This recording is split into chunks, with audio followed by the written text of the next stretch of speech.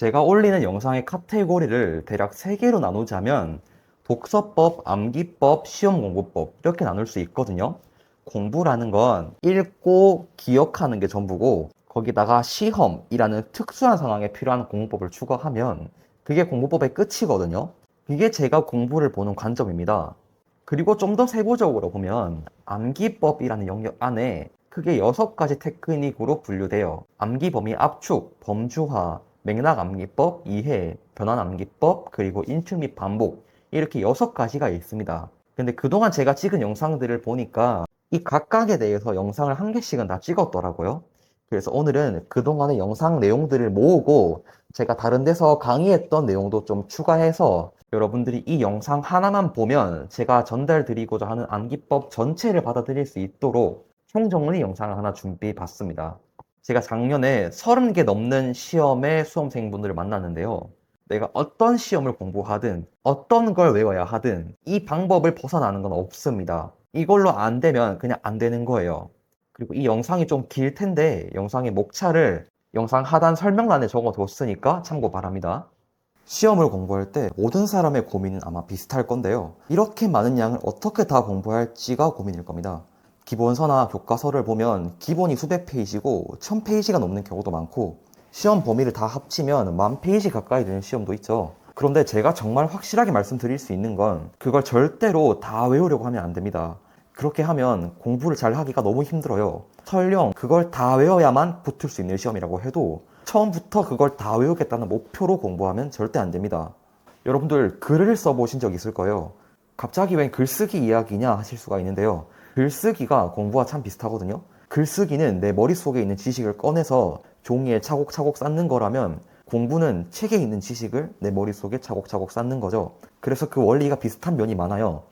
저는 블로그도 운영하고 이번에 책도 내고 그래서 글을 나름 많이 쓰는 편인데요. 글을 쓸 때 처음부터 한 문장 한 문장 완벽하게 쓰려고 하면 진도가 안 나갑니다. 두 번째 문장 쓰다가 첫 번째 문장 뭔가 마음에 안 드는데 이런 생각이 들면서 쭉쭉 나가지를 못해요. 내용을 쓰는 것과 문장을 보기 좋게 고치는 거, 이 두 가지를 동시에 생각하니까 생각이 꼬이는 겁니다. 그래서 훨씬 더 좋은 방식은 일단 문장이 조금 이상하건 말건 신경 쓰지 말고 내용을 머릿속에서 나오는 대로 일단 쭉 내뱉는 거예요. 그리고 그 뒤에 다 쓰고 나서 이게 내용이 논리적으로 맞는지 고치고 문장의 가독성이 괜찮은지 고치고 이런 식으로 일을 쪼개서 하는 겁니다. 글쓰기라는 하나의 큰 일을 여러 단계로 쪼개서 하는 거죠. 이렇게 하면 내가 한 번에 생각해야 되는 일에 부담이 줄어들면서 훨씬 효율적으로 일을 할 수 있거든요. 이게 공부도 똑같아요. 내가 설령 이 책 전체를 다 외워야 한다고 해도 처음부터 한 줄 한 줄 다 외우려고 하면 끝까지 진도로 나가는 것 자체가 너무 오래 걸리고 고통스럽겠죠. 그래서 이 공부라는 걸 단계를 쪼개서 해야 돼요. 한 단계 지식을 깔아놓고 그 위에 다음 단계 지식을 깔고 또 그 위에 다음 지식을 깔고 이런 식으로요. 그래서 처음에는 무조건 공부하는 양을 줄여야 돼요. 그러면 그 공부하는 양을 어떻게 줄여야 될까요? 내가 조금만 공부하려면 뭘 공부해야 될까요? 당연히 중요한 걸 먼저 봐야겠죠. 이 과목의 뼈대를 잡아주는 개념을 먼저 봐야 될 거고 시험에 잘 나오는 걸 먼저 봐야 될 겁니다. 그리고 그 나머지 지식은 그 뼈대에 살을 붙이는 식으로 공부해 나가야겠죠. 그래서 오늘은 이 방대한 시험 범위를 어떻게 줄여내야 하는지 기출 문제를 중심으로 우선 설명을 할 거고요. 기출 문제가 없는 경우에는 어떻게 할 건지까지도 확장해서 제가 설명드리겠습니다. 제가 가상의 예시를 만들어 봤습니다. 저희가 치즈에 대한 단원을 공부한다고 가정해 볼게요. 이 표가 시험 범위예요. 물론 실제 시험은 이 표의 몇백 배, 몇천 배 분량이겠지만 이 영상에서는 좀 일반화해서 쉽게 보여드려야 하니까 이게 시험 범위라고 가정해 볼게요. 어차피 양이 적은 것 뿐이지 형식은 다 똑같고 원리는 같습니다. 이 치즈라는 시험 범위를 우리가 어떻게 바라봐야 하는지 어떤 순서로 생각해야지 가장 효율적으로 이 범위를 공부할 수 있을지 그걸 살펴보려는 거예요. 여러분이 이렇게 줄줄 나열된 지식을 공부할 때는 이 자체로 통째로 외우려고 하기 전에 반드시 중요한 게 뭔지부터 구분해야 됩니다. 그래서 가장 중요한 걸 먼저 공부해서 이 뼈대를 만들고 나서 그걸 먼저 다진 뒤에 그 다음에 덜 중요한 것들을 이렇게 덧붙여 나가는 식으로 공부해야 돼요. 원래 우리 머리가 그렇게 생겨 먹었습니다. 지금 우리 머리가 백지 상태인데 한 번에 이걸 다 저장할 수가 없어요. 처음엔 조금밖에 저장이 안 됩니다. 그리고 그 조금의 지식이 머릿속에 확실히 박히고 나면 그 다음 지식을 이거랑 연결해서 저장하는 식으로 머리의 지식을 축적해 나가는 겁니다. 그래서 우리가 처음에 중요한 지식을 먼저 저장하려면 일단 뭐가 중요한지를 알아야겠죠. 그리고 뭐가 중요한지 알려면 기준이 있어야 됩니다. 한번 좀 근본적으로 돌아가서 생각을 해볼까요? 중요하다는 게 뭐죠? 시험 공부에서 중요하다는 건 이게 시험에 나올 가능성이 높다는 말이겠죠. 그럼 그걸 어떻게 알 수 있을까요? 이번에 시험 출제하는 사람이 누군지 알아내서 뭘 낼 건지 물어봐야 될까요? 그런 건 거의 불가능하죠. 제가 생각하기에 거의 유일한 방법은 과거에 어떤 문제가 나왔는지 보는 겁니다. 과거의 데이터로 미래를 예측하는 거죠. 제 생각에는 이거보다 정확한 방법은 없어요. 여러분이 중요도를 판단하는 자기만의 여러 기준들이 있을 거예요. 내가 믿고 따르는 강사님이 뭐라고 말하는지 거기에 귀 기울인 학생도 있을 거고요. 내가 보는 문제집에서 어떤 개념의 강조 표시를 해놨는지 그런 걸 보는 학생도 있을 거예요. 근데 제 생각에는 이런 기준들은 기출 문제에 비해서 신뢰도가 훨씬 떨어집니다. 그런 건 객관적인 데이터가 아니에요. 그리고 대부분의 경우는 강사님이 강조하는 개념이나 문제집에서 강조하는 개념도 그 강조를 하는 근거가 기출 문제에 있는 경우가 대부분이에요. 설령 기출 문제에 나온 적이 없는 개념을 강조하더라도 지금까지 이런 개념이 나왔기 때문에 앞으로는 이런 개념도 나올 수 있다, 이런 식으로 그 판단의 최종 근거는 기출 문제에 있는 경우가 대부분입니다. 이 개념은 기출 문제와 경향성이 하나도 안 맞지만 왠지 시험에 나올 것 같다, 이렇게 예측해서 맞추는 건 정말 너무 어려운 일이고요. 중요도를 판단하는 가장 근본적인 기준은 결국 기출 문제일 수밖에 없습니다. 그렇다면 그 근본적인 기준을 우리가 직접 보는 게 가장 좋은 공부법이겠죠. 근데 여기까지 들으면 분명히 이렇게 말하는 분들이 계실 거예요.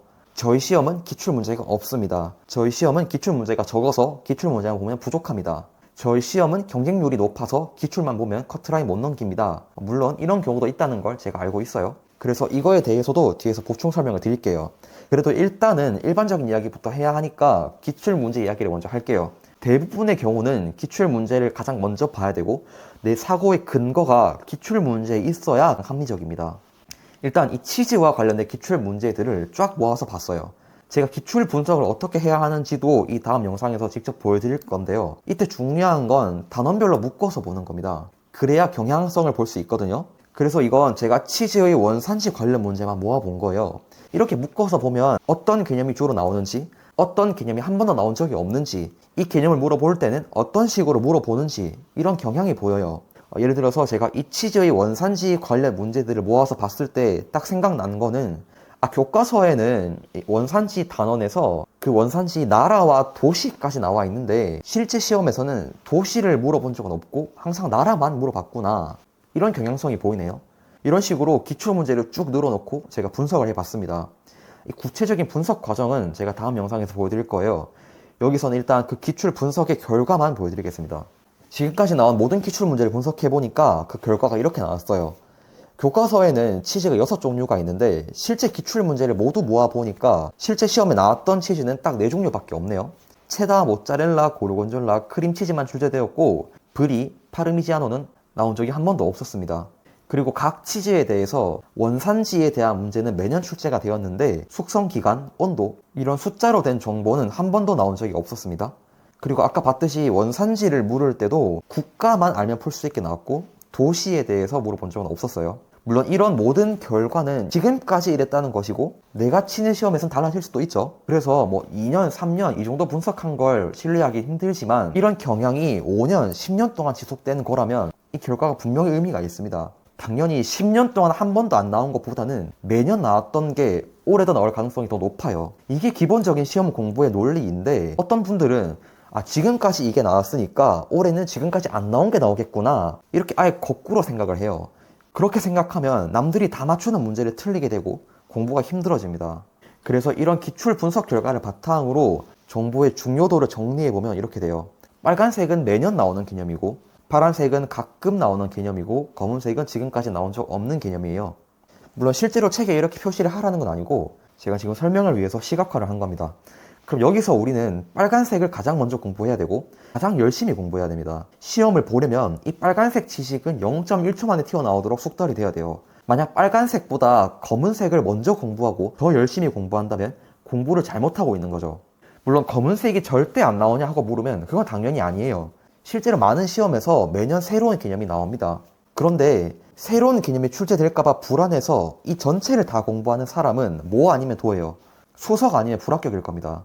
이렇게 강약 조절을 잘 하면서 공부하는 사람은 머릿속에 중요한 개념이 가운데 딱 박혀 있습니다. 그런데 내가 지금 불안하니까 처음부터 이 전체를 다 공부하려는 사람은 머릿속이 이렇게 돼요. 모든 지식이 다 대충 들어있긴 하고 다 어디서 들어본 내용이긴 한데 다 비슷비슷하게 흐릿하게 들어있어요. 이게 어쩔 수가 없습니다. 물론 이렇게 모든 내용이 다 강하게 박혀있으면 가장 좋겠죠. 근데 머릿속을 이렇게까지 만들기에는 우리 기억력이 너무 부족하고 공부할 시간도 부족합니다. 이 모든 걸 다 공부하려는 사람은 공부할 때는 아는 게 정말 많아 보이고 되게 똑똑해 보여요. 근데 정작 매년 시험에 나오던 내용을 갑자기 시험날에 헷갈려 하거나 아니면 실수를 합니다. 그래서 남들 다 맞히는 걸 틀려요. 똑똑해 보이지만 불합격하는 거죠. 그런데 이렇게 중요도를 딱딱 구분해서 가장 중요한 걸 확실히 맞히고 가는 사람은 공부할 때는 모르는 것도 많아 보이고 남들보다 안 똑똑해 보이겠지만 오히려 진짜 시험은 이런 사람들이 더 잘 봅니다.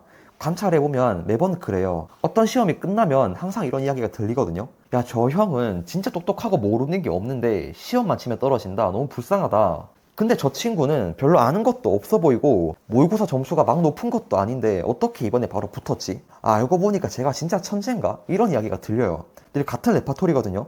저는 그 가장 큰 원인이 이렇게 개념의 중요도를 구분하는 능력이 있다고 생각해요. 그리고 말씀드렸듯이 이 개념의 중요도를 보는 가장 중요한 기준은 기출문제고요. 그래서 기출문제는 많이 볼수록 좋습니다. 더 많은 데이터를 통해서 추론할수록 그 결과는 더 정확해지거든요. 예를 들어서 모짜렐라 치즈에 대한 문제가 7년 동안 한 번도 안 나왔다가 갑자기 올해 나왔다고 해볼게요. 그럼 기출 문제를 5년치만 본 사람은 와, 이거 신유형이네, 이런 것도 나오는구나, 진짜 책을 다 외우는 수밖에 없겠구나, 이렇게 생각할 거예요. 근데 기출 문제를 10년치를 본 사람은 이렇게 말하겠죠. 아닌데 그거 7년 전에 나왔던 거야. 그거 기출 문제 그대로 나온 거야. 이런 이유 때문에 기출 문제를 몇 년치 봐야 하냐는 질문은 의미가 없어요.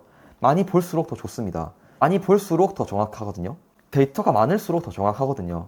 그래서 사실 저는 기출 문제를 몇 년치 봐야 하냐고 묻는 사람들이 잘 이해는 안 돼요. 기출 문제를 분석해서 공부 범위를 다듬는 것보다 더 효율적인 공부는 없거든요. 그런데 딱 기출 문제에 나왔던 정도만 공부하면 남들보다 시험을 더 잘 보기는 어렵겠죠. 결국 시험은 남들보다 더 잘 보는 게 중요하기 때문에 남들이 기출 문제에 나왔던 걸 다 맞히면 나는 그거보다 더 많이 맞춰야 됩니다. 그래서 처음에는 공부의 범위를 좁혀서 공부하는 게 더 효율적이라도 공부 후반부로 가서 지식이 쌓일수록 내가 공부하는 범위를 점점 넓혀 나가는 게 좋아요. 그런데 이게 순서가 바뀌면 좀 곤란해지는 거죠. 나는 어차피 전체를 다 공부할 거니까 처음부터 모든 걸 다 공부할 거야, 이런 생각은 공부를 비효율적으로 만들고요. 처음에는 중요한 것부터 공부하지만 공부하면서 점점 범위를 넓혀 나가는 이런 순서가 돼야 됩니다. 우리가 범위를 좁힐 때는 기출 문제를 기준으로 생각해서 줄였죠. 마찬가지로 공부 범위를 넓힐 때도 기준이 있어야 되거든요. 기준이 없으면 남들 말에 그냥 휘둘리게 돼요.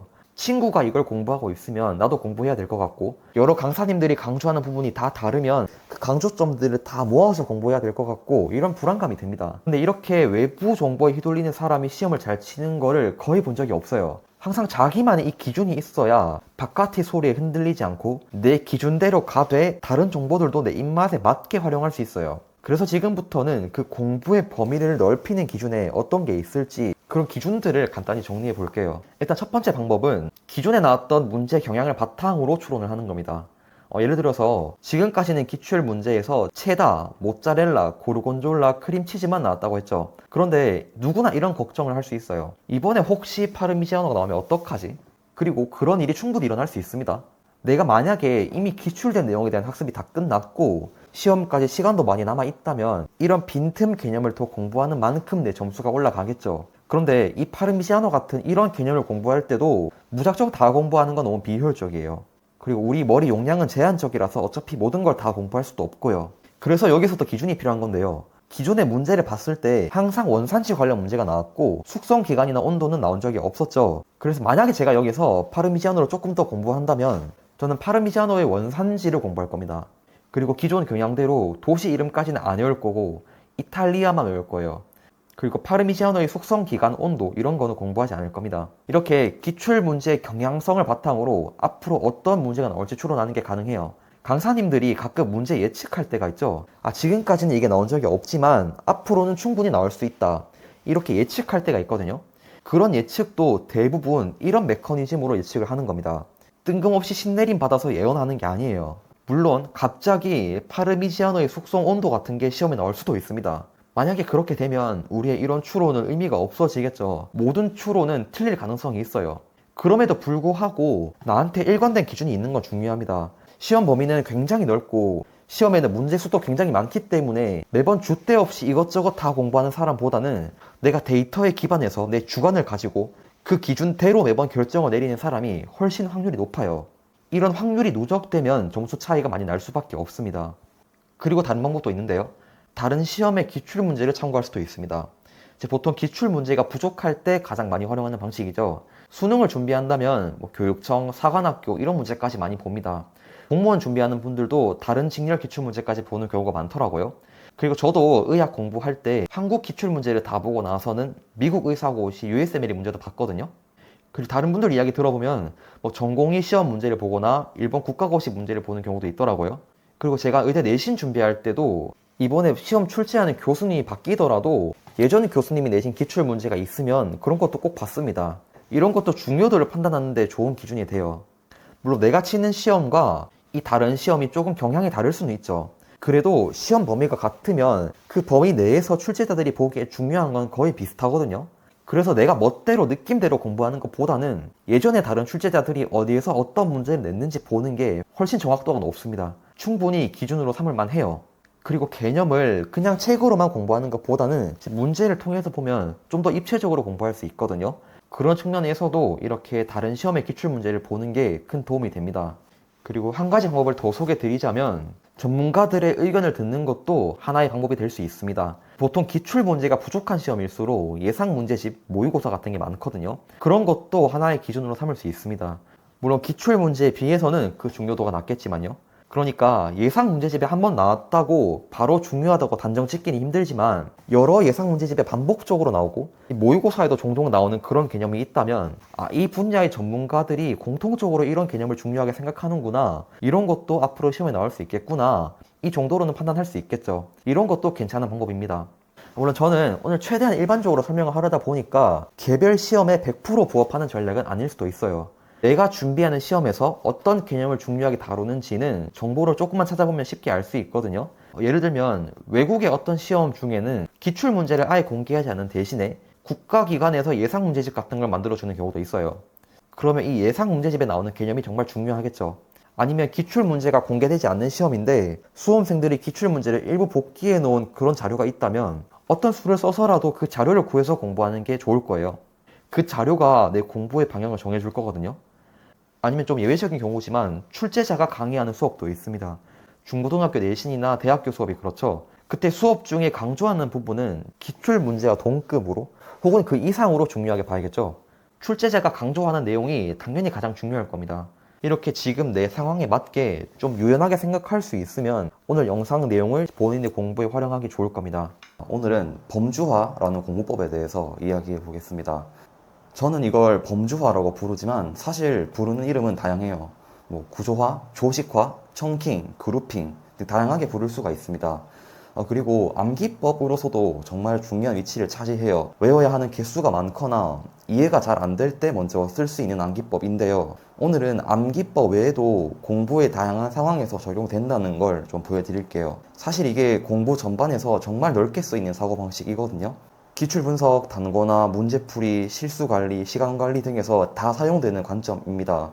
범주화가 이 정도로 넓게 활용될 수 있구나 하는 걸 알아가시면 좋겠습니다. 바로 예시부터 보면 좋겠지만 범주화라는 개념이 아예 처음인 분들을 위해서 간단하게만 설명을 드리자면요. 범주화라는 건 폴더를 만든다고 생각하면 비슷합니다.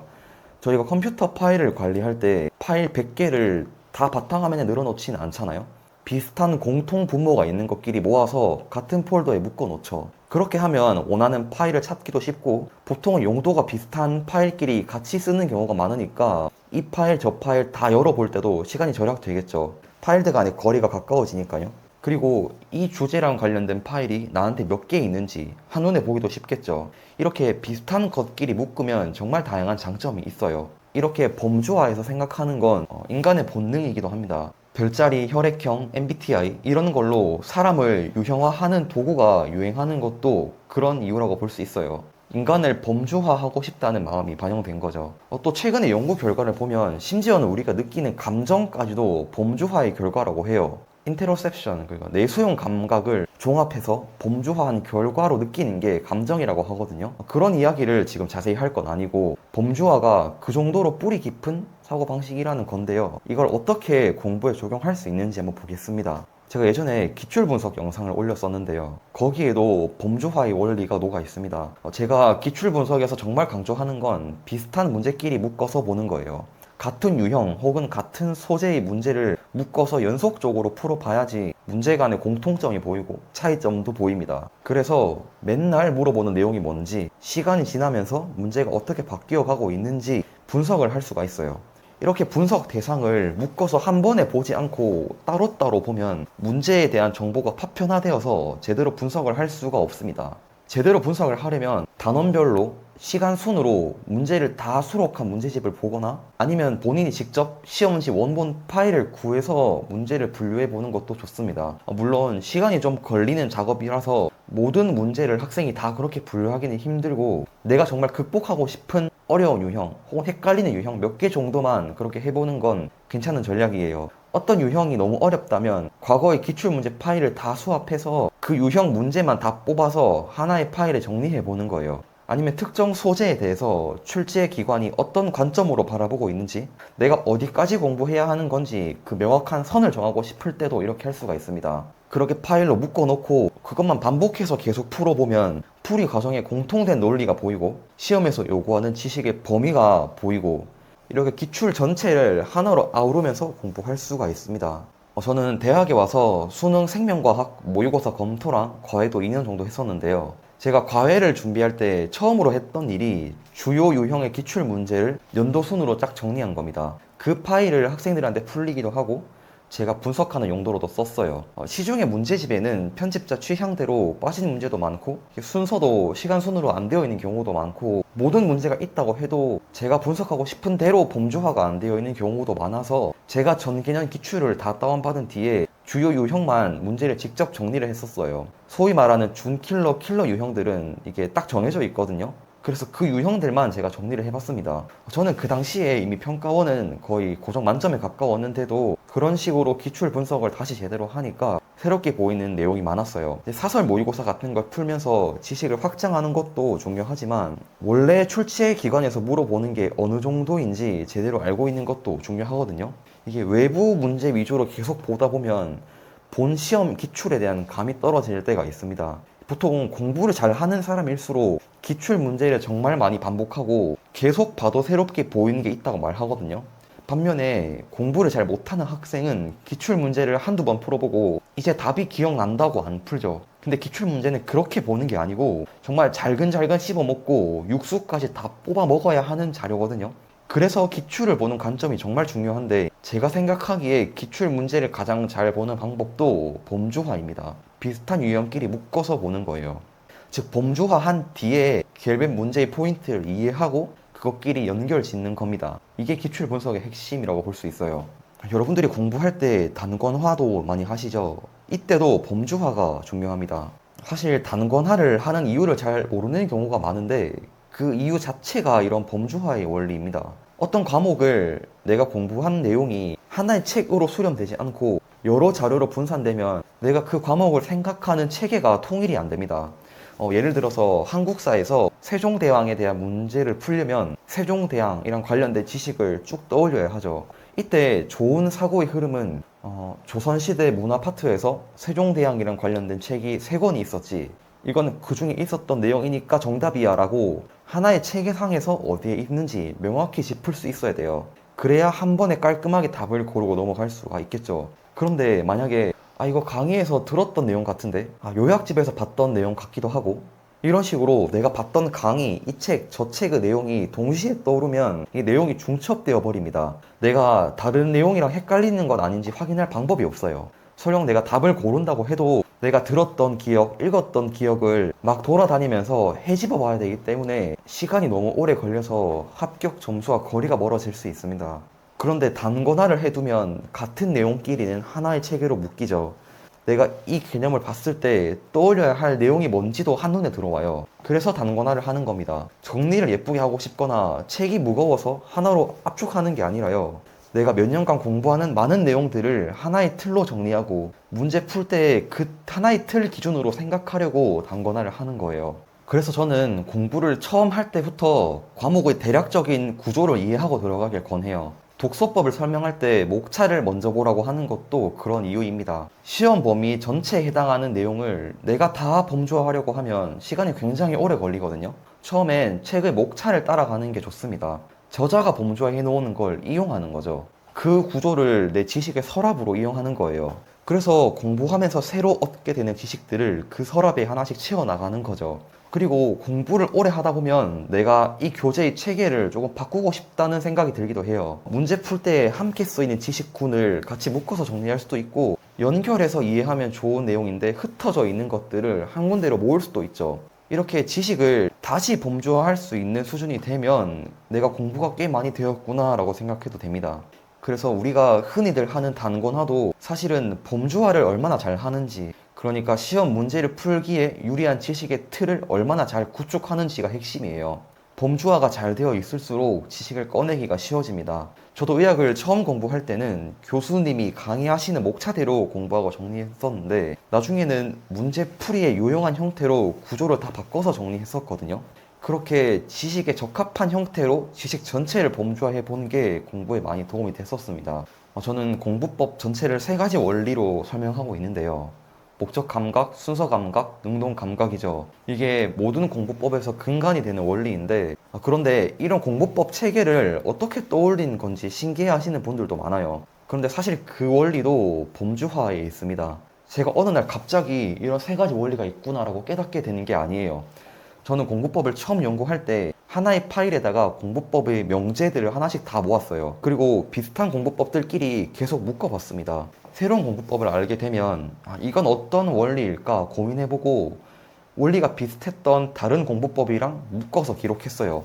이런 걸 몇 년을 하다 보니까 점점 뚜렷하게 갈래가 나뉘더라고요. 자연스럽게 세 가지로 공부법들이 묶이는 게 보였어요. 이렇게 하면 전체 공부법이 깔끔하게 정리가 되겠다 싶어서 그 세 가지로 전체 공부법들을 다시 다 검토를 해보니까 이게 맞아떨어지더라고요. 그래서 그 형식으로 책도 쓰고 유튜브도 운영하면서 공부법을 전달드리고 있습니다. 아직은 유튜브에서 이 하나의 체계로만 강의하고 있지만 제가 공부법을 이렇게 범주화해보면서 찾은 체계가 몇 가지가 더 있습니다. 지식형 시험을 준비하는 공부법의 체계, 사고형 시험의 공부법 체계, 그리고 비문학류 시험의 공부법 체계가 따로 있어요. 이런 것들도 나중에 기회가 되면 유튜브에서 차차 풀어보겠습니다. 다음 예시로 넘어갈게요. 특정 유형의 문제풀이가 빨라지는 것도 범주화를 잘 하는 거랑 관련이 깊습니다. 문제를 빠르게 푸는데 중요한 건 문제풀이에서의 행동 양식을 정하는 거예요. 시간이 제한된 시험에서는 필요한 사고 과정만 딱딱 거쳐야지 쉬운 문제들을 빠르게 처리할 수 있고 안정적으로 시험을 운영할 수 있습니다. 이런 유형에서는 바로 이 알고리즘을 생각해야지, 이런 조건을 보면 나는 이런 걸 떠올려야지 하는 확고한 생각의 절차가 있어야 돼요. 이때 각자의 행동 양식을 정립하는 데에도 범주화가 사용됩니다. 문제를 풀다 보면 나에게 필요한 행동 양식이 뭔지 조금씩 알게 되거든요. 이런 유형에선 어떤 순서로 생각해야 하는지, 그 중에 내가 잘 떠올리지 못하는 생각이 뭔지, 내가 가진 안 좋은 습관은 뭔지 하나씩 알게 돼요. 그런 정보가 낱개로 흩어져 있거나 따로 기록하지 않으면 쓸모가 없어요. 그런 것들을 다 모아서 적어놨다가 비슷한 것끼리 묶어보면서 공통점을 찾아야 돼요. 그 과정을 거치고 나면 나중에 내가 이 과목 시험을 칠 때 필요한 행동이 뭔지 몇 가지로 압축이 됩니다. 그럼 시험 칠 때 딱 그것만 머리에 놓고 들어가면 돼요. 저도 수능 공부할 때 이런 걸 참 많이 준비했었는데요. 수능 직전에는 제가 신경 써야 될 행동 양식이 과목별로 한 장 정도가 나오더라고요. 예를 들어서 국어 비문학 지문을 읽을 때 내가 주의해야 될 사항, 문학 선택지를 판단할 때 주의해야 될 사항, 수학 문제를 읽을 때 떠올려야 할 내용, 과탐에서 이 유형을 풀 때 필요한 알고리즘, 이런 내용들을 다 한 페이지에 정리하는 거죠. 이런 나만의 행동 양식을 정립하는 것도 한순간에 만들어지는 게 아니라 한 문제 풀 때마다 조금씩 내가 기억해야 할 행동 양식을 수집하고 그걸 묶어서 범주화해 나가면서 정리를 한 결과예요. 이런 행동 양식은 사람마다 다 다르거든요. 사람마다 잘 떠올려지는 내용, 떠올리기 힘든 내용이 다 달라요. 누군가는 무의식적으로 잘 되는 게 나한테만 잘 안 될 수도 있고요. 그래서 이런 행동 양식을 정리할 때는 본인이 문제 풀었던 경험을 직접 범주화해 보는 수밖에 없습니다. 이런 과정이 귀찮아서 남이 만들어 놓은 걸 빌려서 쓰는 건 거의 효과가 없어요. 자기한테 필요한 내용을 자기가 직접 모으는 게 중요합니다. 실수를 극복하는 방법도 비슷해요. 실수를 완전히 없애는 방법은 없겠지만 내가 반복적으로 하는 실수만 잡아도 실수 때문에 망할 일은 잘 없거든요. 연습할 때 실수를 했다면 내가 왜 실수를 했는지 그 원인을 바로 파악해야 됩니다. 그리고 그 실수를 하지 않으려면 어떻게 해야 되는지 기록해야 돼요. 그런 기록들을 모으고 또 범주화하다 보면 공통점이 발견됩니다. 그게 내 인지 과정에서 취약한 지점이고 그런 상황들이 언제인지만 많이 찾아내도 실수를 줄일 수가 있어요. 최근에 저희 학생들끼리 이야기한 예시인데 한 학생이 자기가 모의고사 풀었던 것들을 쫙 복기해 보니까 생각보다 시험지에 체크한 답을 OMR에 옮기는 과정에서 실수가 많았대요. 그래서 그때그때 OMR에 옮기는 게 좋을지 아니면 다 풀고 나서 한 번에 옮기는 게 좋을지 고민을 하더라고요. 그래서 결국 내놓은 해결책은 문제 옆에 답을 크게 써놓고 나서 나중에 한 번에 OMR에 옮기기로 했다고 해요. 이런 것도 실수를 피하기 위한 행동 중 하나죠. 그리고 저 같은 경우에는 수학에서 계산 실수가 많았는데 제가 실수했던 기록들을 쫙 모아놓고 보니까 답을 구하기 직전에 계산 실수가 가장 많더라고요. 그래서 답을 구하기 직전에 계산을 천천히 하자는 행동 양식을 세웠죠. 이렇게 실수를 하는 장면은 사람마다 너무 다양해서 자기 실수를 줄이는 방법은 자기만 알 수 있고 그걸 알려면 실수한 장면을 하나씩 모아서 범주화해보는 과정이 필요합니다. 지금까지 봤듯이 범주화는 인지 자체를 편하게 해주는 기법이에요. 띄엄띄엄 떨어져 있는 내용들을 한 군데 모아놓고 그 연결 고리를 찾을 수 있게 해줍니다. 그리고 그 내용들 간에 이동하는 시간도 줄여줘요. 그래서 뭔가 다루는 개수가 많을 때는 늘 범주화를 사용할 수가 있는데요. 대표적으로 시간을 관리할 때도 범주화를 사용할 수 있습니다. 비슷한 일을 묶어서 하는 건데요. 해외에선 이런 걸 배칭이라고 불러요. 예를 들면 저는 한 번 외출할 때 필요한 일들을 묶어서 다 하려고 합니다. 머리를 정리한다거나 필요한 걸 사온다거나 필요한 서류를 뗀다거나 이런 것들이요. 그리고 집에서 할 일 중에서도 컴퓨터 앞에서 앉아서 할 일이 있고 뭐 서서 돌아다니면서 할 일이 있죠. 그런 것도 묶어서 하면 동선이 절약되고 집중이 분산되지 않겠죠. 서로 이질적인 일들을 계속 교차하면서 할 때 전환 비용이 들면서 집중력에 손해를 굉장히 많이 보거든요. 예를 들어서 저는 메디소프트 관련한 일들도 많고 제 개인적인 공부도 있으니까 이런 일들도 섞이면 서로 집중력이 떨어지기 때문에 비슷한 일끼리 묶어서 한 번에 처리하려고 합니다. 이렇게 생각하는 방식도 다 그 원리가 범주화예요. 범주화는 말했듯이 인간의 본능이거든요.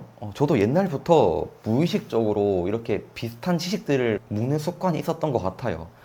예를 들어서 책꽂이를 정리할 때도 비슷한 주제의 책을 묶어서 놔두면 뭔가 마음이 좀 편해지더라고요. 근데 제가 이 범주화를 하나의 공부법으로 정리하기 시작한 계기는 사고의 본질이라는 책을 본 뒤였어요. 이 책에서 인간의 사고의 가장 본질적인 부분에 유추랑 범주화가 있다고 해요. 결국 우리가 하는 모든 생각이 예전에 지각했던 것들 중에 비슷한 걸 묶어서 어떤 범주를 형성하고 그중 어떤 범주와 비슷한지 비교하는 이런 범주와 추론이 사고의 본질이라고 합니다. 이런 사고의 본질을 의식적으로 이해하고 처음 공부할 때부터 좀 더 그런 부분에 신경을 써서 의식적으로 범주화를 해놓으면 지식을 장기적으로 기억하고 출력하는 데에도 큰 도움이 됩니다. 어떤 개념을 공부하고 나서 이게 내 걸로 되었다 라는 느낌이 들려면 두 단계가 필요합니다. 일단 지식을 이해해야 하고 그 뒤에 체화해야 돼요. 우리가 이해가 중요하다, 그리고 실전에서 잘 쓰려면 체화해야 된다, 이렇게 말은 많이 하는데 구체적으로 어떻게 노력하면 체화할 수 있는지는 잘 몰라요. 그러니까 뭔가 노력을 하긴 하는데 그 노력이 구체적인 방향이 있는 게 아니고 뭉툭합니다. 구체적이고 날카로운 방법을 알아야 딱 지금 필요한 노력만 해서 목적을 달성할 수 있거든요.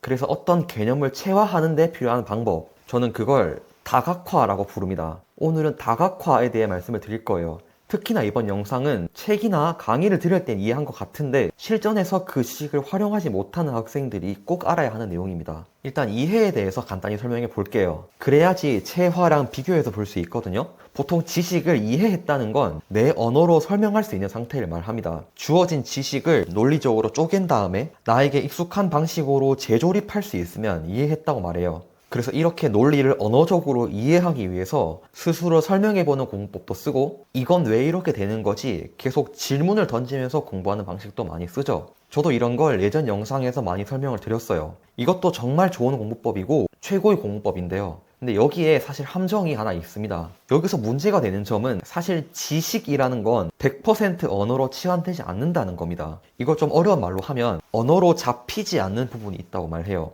미끄러지는 부분이 있고 잡아도 흘러내리는 부분이 있다는 겁니다. 사실 우리가 배워야 하는 건 이 책에 적힌 글자가 아니라 현실에 존재하는 지식이거든요. 그리고 이걸 전달하기 위해서 언어로 바꿔서 책을 쓴 거예요. 근데 아무리 완벽한 설명이라도 이 실제적인 지식과 책에 적힌 글자는 완벽히 동일할 수가 없어요. 그러니까 당연히 이 책에 적힌 지식을 그대로 외우는 것과 실제 우리한테 필요한 이 지식을 익히는 건 조금 다른 일입니다. 이런 말을 들어본 적이 있을 거예요. 연애를 책으로 배우면 안 된다. 주식은 글로 배울 수 있는 게 아니다. 그런 이야기가 딱 이걸 나타내는 말입니다. 현실은 어떤 이론만으로 완벽히 설명할 수 없는 여백이 있다는 거예요. 제 전공 이야기를 하면 의학 교과서를 다 이해하고 기억한다고 유능한 의사만큼의 퍼포먼스를 낼 수 있는 건 절대 아닙니다. 정말 오랜 시간의 다양한 경험, 뒤에서 말하겠지만 이 다양한 경험의 핵심인데 이런 경험이 쌓여야 그 지식을 실제로 내 몸의 일부처럼 활용할 수 있는 겁니다. 그걸 체화라고 하는 거고요. 그리고 이게 시험 공부도 같습니다. 예를 들면 저는 요즘 독해력 PT라는 수업에서 글의 핵심 내용을 빠르게 파악하는 방법, 그리고 비문학 문제를 푸는 저만의 노하우 같은 걸 정리해서 알려드립니다. 근데 사실 이런 방법론을 머리로 이해하는 건 하루면 충분하거든요. 근데 절대로 이런 방법론을 하루 안에 내 걸로 만들 수는 없습니다. 이해로는 부족하고 체화가 필요하기 때문이에요. 그럼 이 체화를 어떻게 할 수 있을까요? 보통 체화하고 싶을 때 이렇게 많이 생각할 겁니다. 많은 문제를 풀어보겠다. 많은 예시를 보고 많은 시간을 투자하면 체화가 되겠지. 근데 이건 정확한 전략은 아니에요. 이런 양적인 접근보다는 질적인 접근이 필요하거든요. 체화에 필요한 방법이 다각화라고 했는데 다각화라는 건 여러 방향에서 접근한다는 겁니다. 지식을 여러 방향에서 봐야지 그 실체적인 모습을 받아들일 수 있다는 거예요. 모든 지식이라는 건 입체적이거든요. 3차원이에요. 근데 책은 지식을 일렬로 펼쳐 놓습니다. 책은 평면적이기 때문이죠. 그래서 책에 정리된 지식은 순차적이고 방향성이 있습니다.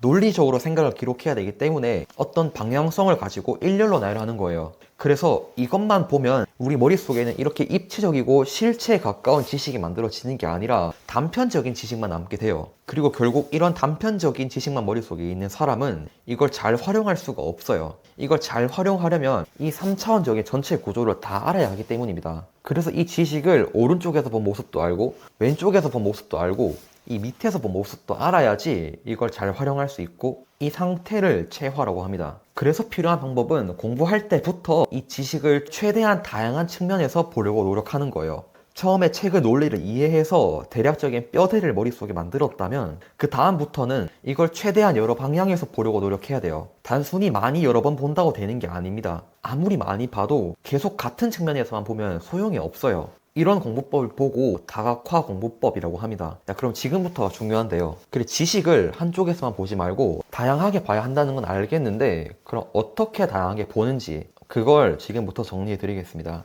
일단 가장 유명한 방식은 지식을 다른 환경에서 보는 겁니다. 이 환경이라는 게 집에서도 보고 학교에서도 보고 야외에서도 보고 이런 말이 아니고 지식을 서로 다른 묶음 하에서 봐야 한다는 거예요.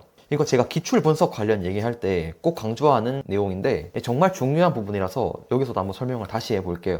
보통 기출 문제를 분석할 때 크게 세 단계로 나눌 수가 있는데요. 첫 번째는 개별 문제를 열심히 공부하는 겁니다. 일단 각각 문제의 해설을 내가 설명할 수 있을 정도로 공부해야 합니다. 이 과정이 아까 말한 이해하는 공부죠. 그런데 아까 말했듯이 이런 과정은 반쪽짜리예요. 아직 우리 머릿속에는 이 문제와 관련된 지식이 입체적으로 꽉 차 있는 게 아니라 부실하게 평면적으로 남아 있거든요. 그래서 지금부터 이 지식을 다양한 방향에서 바라봐야 합니다. 그래서 기출 분석 두 번째 단계에선 보통 문제를 단원별로 묶어서 봐요. 같은 단어 문제들끼리 묶어서 보면 이 단원에서 공통적으로 활용되는 원리가 뭔지, 이 단원에선 주로 어떤 내용을 문제로 만드는지 그런 지식이 쫙 축적됩니다. 근데 여기서 한계가 있는데요. 계속 단원별로만 기출 문제를 보면 문제가 생겨요. 계속 비슷한 문제만 묶어서 풀다 보니까 내가 진짜 이 문제를 알고 푸는 건지 그냥 기계적으로 관성적으로 푸는 건지 헷갈립니다. 실제로도 이걸 단원별로 문제를 모아서 풀었을 때는 풀 수 있는데 이 문제만 따로 떼어내서 시험에서 만나면 못 푸는 경우가 있어요. 이게 바로 지식을 한쪽 측면에서만 봤을 때 생기는 문제점입니다. 그래서 지식을 이쪽 면이 아니라 다른 면에서도 바라봐야 돼요. 그래서 보통 기출 분석의 세 번째 단계에선 이 기출 문제를 단원별로 보는 게 아니라 연도별 혹은 회차별로 봅니다. 시험지 세트로 보는 거예요. 이렇게 보면 같은 단원 문제만 묶어서 보는 게 아니기 때문에 어떤 단원 문제인지 미리 알고 보는 게 아니고 새로운 환경에서 문제를 보게 되는 거죠. 그리고 한 시험지 세트 내에서 문제 배치가 어떻게 되는지, 어떤 문제가 배점이 높은지, 어려운 문제가 보통 몇 번쯤에 있는지, 시간 안배는 어떻게 해야 할지, 이런 종류의 아까와는 다른 느낌의 지식들도 쌓을 수 있습니다. 같은 문제라도 여러 방향에서 보면서 점점 입체적으로 지식을 쌓아 나가는 거죠. 그리고 이런 원리를 알면 응용할 수도 있는데요. 요즘 기출 문제를 온라인으로 데이터베이스화해서 푸는 그런 경우도 많죠. 시험마다 그런 사이트들도 많은 걸로 알고 있습니다. 그럴 때는 이제 문제를 섞어서 보여주는 기능을 사용하면 내가 필요한 문제만 섞어서 풀어볼 수 있거든요. 그것도 이 문제에 필요한 개념을 다양한 환경에서 볼 수 있는 좋은 방식이죠. 이런 공부법도 다각화의 원리를 사용하는 겁니다. 그리고 이 공부법을, 이 체화할 때의 공부법을 이해할 때의 공부법과 비교할 수 있어야 되는데요. 실제로 시험 공부하는 장면에서 이런 차이를 잘 구분하지 못해서 좀 비효율적인 방식으로 공부하는 경우가 많거든요. 처음에 어떤 개념을 이해할 때는 그 개념 하나만 붙들고 늘어지는 공부 방식이 좋습니다. 어떤 논리를 처음 내 걸로 받아들일 때는 그 깔짝깔짝만 해서는 그 곁을 맴돌기만 하고 그 지식 안으로 들어갈 수가 없거든요. 그래서 특정 기간 동안 그 지식 하나만 깊게 고민하고 파는 시간이 필요해요. 생각하고 또 생각하고 찾아보기도 하고 이런 과정을 거쳐야지 어느 순간 이게 뻥 뚫리면서 이해가 됩니다. 그 논리 하나가 내 머릿속에 생기는 거예요. 그리고 그런 과정을 거쳐서 생각도 깊어져요. 이해할 때는 오늘 이거 조금 보고 저거 조금 보고 이렇게 해서는 실력이 늘지가 않습니다. 머릿속에 확고한 논리가 생기지가 않아요.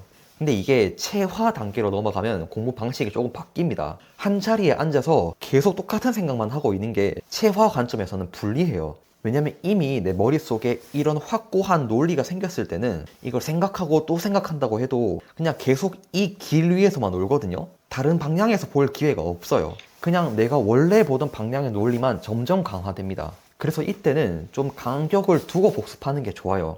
이 지식을 오늘 조금 공부했으면 바로 계속 이것만 복습하는 게 아니라 일부러 좀 묵혀놓는 겁니다. 그럼 이 논리 중에서 좀 약해지는 부분이 생기거든요. 그리고 시간이 조금 지나서 이걸 다시 생각해보면 이쪽 논리가 잘 생각이 안 나니까 이제 스스로 조금 다른 방식으로도 생각해보게 되면서 이전에는 없었던 새로운 논리적인 연결이 머릿속에 생깁니다. 그래서 이렇게 시간 간격을 둔 아웃풋을 반복하면 점점 지식이 입체적으로 다양한 방향으로 연결돼요. 그래서 공부법 중에 무조건 한 과목씩 공부해라, 무조건 과목을 섞어서 공부해라, 이런 건 다 틀린 공부법이고 지금 내 공부가 어느 단계까지 왔는지를 보고 그 상황에 따라서 공부 방식을 판단해야 합니다. 그런 효율적인 공부를 위해서 여러분들이 이런 영상도 보고 있는 거죠. 그리고 일부러 다른 매체를 통해서 지식을 접하는 것도 좋습니다. 예를 들면 다양한 책을 참고하는 거예요. 보통 시험 공부할 때 기본선은 하나로 정하는 게 좋긴 합니다. 처음에 지식의 체계를 확립하려면 교재 하나의 체계로 단거나 하는 게 좋기 때문이거든요. 근데 개념을 체화하는 단계에서는 다양한 책을 보는 것도 이점이 있습니다. 아까 말했듯이 하나의 책만 계속 보면 계속 같은 방향의 논리만 보게 되기 때문이거든요. 내가 조금 부족하다는 느낌이 드는 그런 지식은 다른 책도 찾아보고 요즘 유튜브에도 좋은 영상이 정말 많기 때문에 그런 유튜브 영상도 보고 잘 정리된 다른 자료는 없는지 그런 것도 찾아보고 이런 모든 다양한 노력들이 다 도움이 됩니다. 저도 여러 공부에서 이런 다양한 경험의 이득을 본 적이 많은데요. 예를 들어서 어떤 영어 표현을 배울 때도 이게 단어장만 볼 때는 정말 외워지지 않았던 게 영어 책을 읽으면서 몇 번 만나면 저절로 외워지기도 하고 미드를 보면서 이런 표현을 보면 자연스럽게 익혀질 때가 많아요. 그리고 또 역사 내용과 관련된 드라마나 영화나 소설을 봤던 게 역사 공부를 훨씬 쉽게 만들어주기도 하고 의대에서도 실습을 돌 때 그런 걸 느꼈는데요. 책에서만 지식을 볼 때는 계속 이 방향으로만 지식을 봤는데 실습을 돌면서 이런 방향으로도 지식을 보면서 이해가 풍성해지는 느낌을 받은 적이 있습니다. 이런 것도 전부 다각화의 원리예요. 이런 점에서 다른 사람들과 함께 공부하는 것도 이점이 있습니다. 저도 의학을 공부할 때 친구들과 함께 스터디를 하는 게 도움이 많이 되었는데 특히 이 체화의 측면에서 많이 도움을 받았어요. 예를 들어서 친구가 뭔가를 물어볼 때 그게 제가 한 번도 생각해 본 적이 없었던 측면의 경우가 있습니다. 그럼 그 질문에 대해 생각해 보면서 저희 지식에 조금 더 다른 방향의 입체적인 연결이 생기죠. 그리고 또 다른 친구들이 어떤 지식에 대해서 설명하는 걸 듣다 보면 아, 저걸 저런 식으로도 생각할 수 있구나 하는 그런 번뜩임이 가끔 옵니다. 그런 번뜩이는 느낌도 결국 내가 맨날 바라보던 방향이 아니라 새로운 방향으로 지식을 바라봤을 때 생기는 그런 느낌이거든요.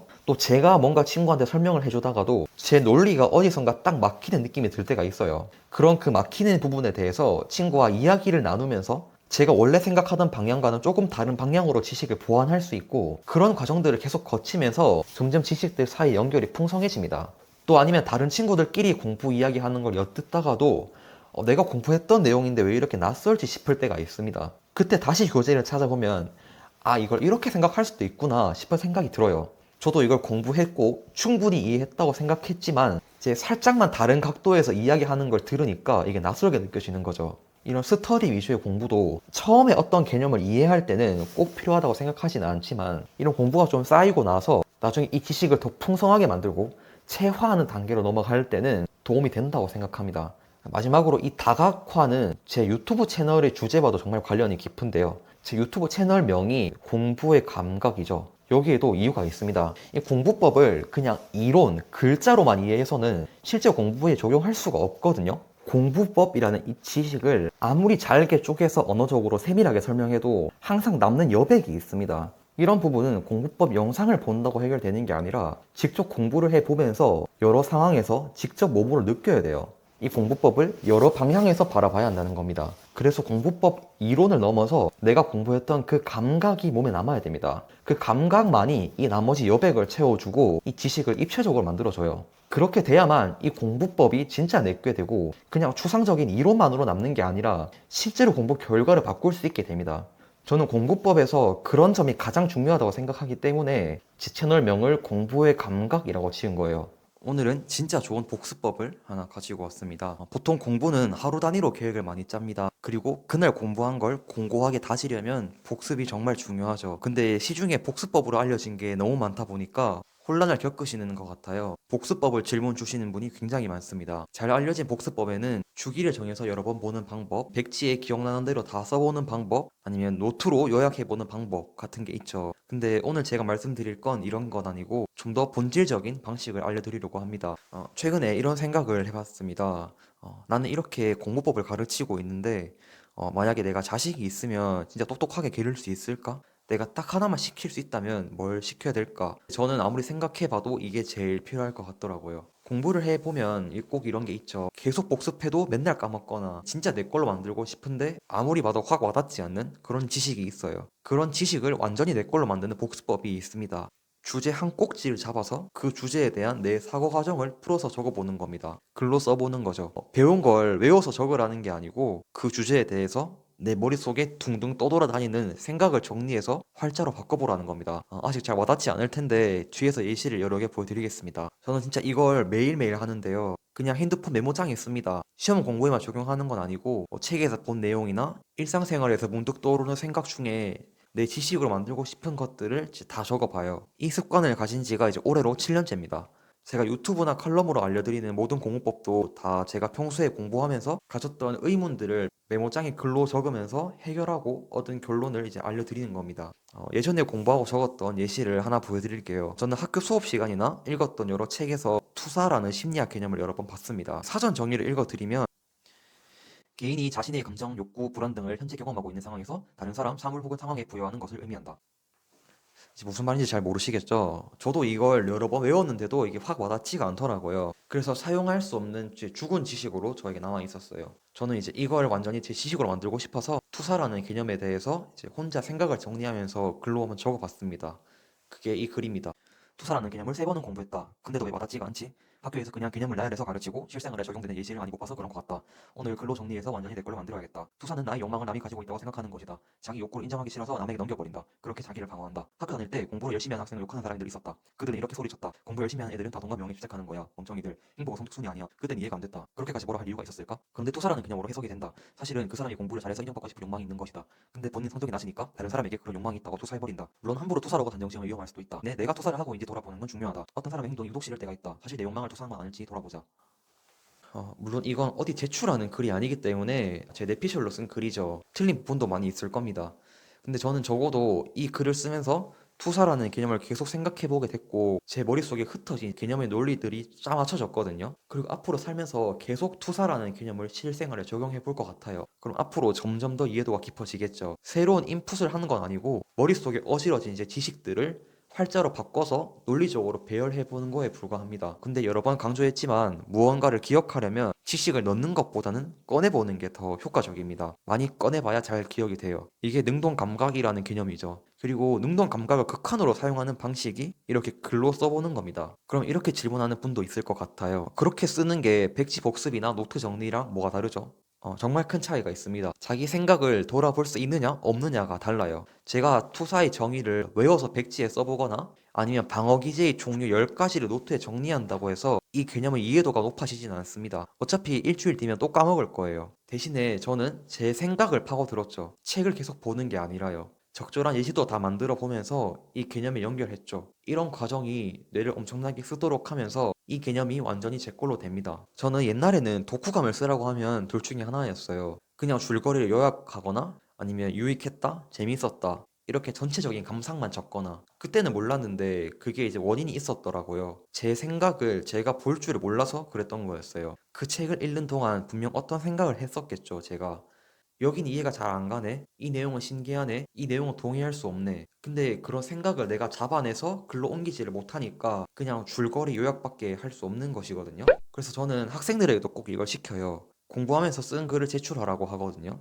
이게 본인이 공부할 때 어떤 사고 과정을 거치는지 명시적으로 볼 수 있는 기회가 돼요. 생각은 눈에 보이지 않지만 이걸 활자로 옮기면 눈에 보이죠. 이 자체로 엄청나게 큰 효과를 냅니다. 대부분은 본인이 어떤 식으로 생각하는지 모르고 그냥 본능대로 공부하는데 이걸 피드백하는 유일한 방법이 글로 바꿔보는 겁니다. 근데 글을 쓰라고 하면 뭘 써야 할지 모르겠다고 하거나 그냥 필기한 거 요약해서 오는 학생이 있습니다. 이게 메타인지가 전혀 안 된다는 증거인데 저는 좀 이런 상황을 위험하다고 봐요. 자기 생각을 자기가 모르면 뭘 고칠 수도 없죠. 당연히 남이 고쳐줄 수도 없고요. 공부법도 전혀 무의미하고 성적이 왜 안 오르는지 원인도 누가 찾아줄 수가 없습니다. 이 영상 다 보고 나면 반드시 어려웠던 주제 하나를 잡아서 자기 생각을 글로 써보길 바랍니다. 쓸 말이 없으면 이 영상을 보면서 느꼈던 것, 생각했던 거라도 댓글에 한번 적어보세요. 만약에 쓸 말이 그냥 유익했다, 도움됐다, 저 사람 똑똑해 보인다, 이런 거밖에 없으면 영상을 안 본 거나 똑같습니다. 물론 수험생이 모든 지식을 이렇게 복습할 수는 없죠. 자잘한 개념 같은 건 지난번에 알려드린暗記 어플을 이용하는 게 더 효율적일 거예요. 정말 중요한 개념이나 아무리 해도 체득이 안 되는 개념에만 사용하시면 됩니다. 성인시험 공부하는 분들 중에도 블로그에 어려웠던 개념을 정리하면서 공부하는 분이 종종 있습니다. 근데 일부 학생들은 그게 시간 낭비였다고 하지만 실력을 높이는데 진짜 도움이 많이 됐다고 하는 분들도 있거든요. 시간 낭비라고 하는 분들은 아마 그냥 요약이나 노트 정리 방식으로 했을 거고, 도움이 많이 되신 분들은 자기가 어려웠던 주제만 딱 잡아내서 그거에 대한 자기 사고 과정을 글로 다 풀어 적어 봤을 겁니다. 특히 어린 학생분들이나 수능 공부 초반에 있는 분들은 진짜 많이 해보는 걸 추천드려요.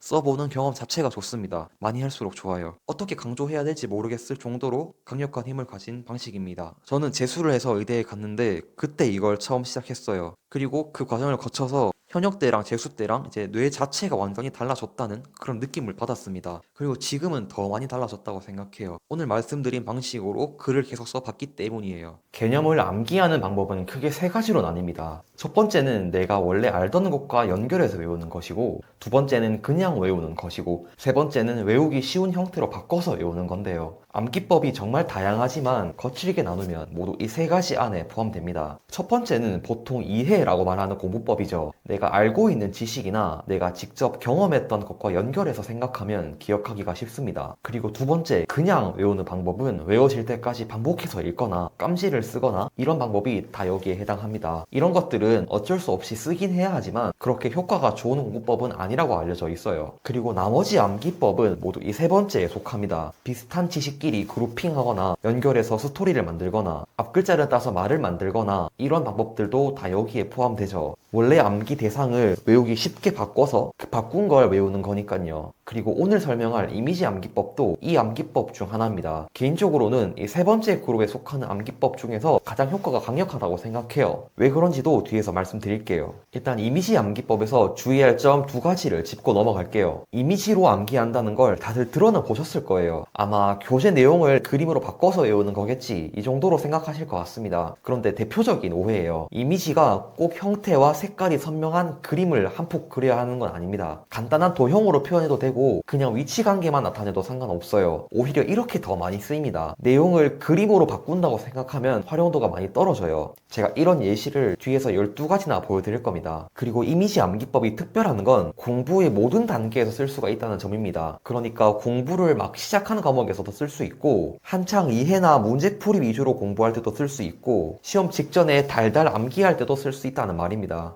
이렇게 말로 설명하는 것보다 예시를 보여드리는 게 훨씬 빠를 것 같아요. 바로 하나씩 살펴보겠습니다. 공부법을 좀 아시는 분이라면 공부를 처음 시작할 때 목차가 중요하다는 걸 아실 겁니다. 큰 틀을 기억하면 거기다가 세부적인 내용을 붙여서 이해하면 되기 때문입니다. 좀 더 쉽게 말하면 이 과목의 전체 흐름이 어떻게 돌아가는지를 알면 각각의 개념들을 이해하기도 쉽다는 말이죠. 그리고 과목의 큰 흐름을 기억할 때 좋은 방법 중 하나가 이미지로 기억하는 겁니다. 예를 들어서 생명과학에서 면역에 관련된 목차인데요. 원래 면역학 과목이 구조가 복잡합니다. 앞의 내용이 뒤의 내용이랑 연결되기도 하고 모든 개념이 시간적 그리고 공간적으로 얽혀 있어서 처음 공부할 때 감을 잡기가 쉽지 않아요. 이런 과목일수록 과목의 거시적인 흐름을 잡는 게 중요합니다. 전체적인 흐름을 모르면 세부적인 내용을 아무리 파도 머리에 전혀 남지가 않아요. 그 새로 공부한 지식이 뿌리를 내릴 곳이 없어서 그렇거든요. 이때 목차를 이런 식으로 도식화해주는 게 도움이 됩니다. 이것도 일종의 이미지예요. 이건 몇 달 전에 암기법 프로그램을 진행할 때 학생분이 과제로 제출하신 내용이거든요.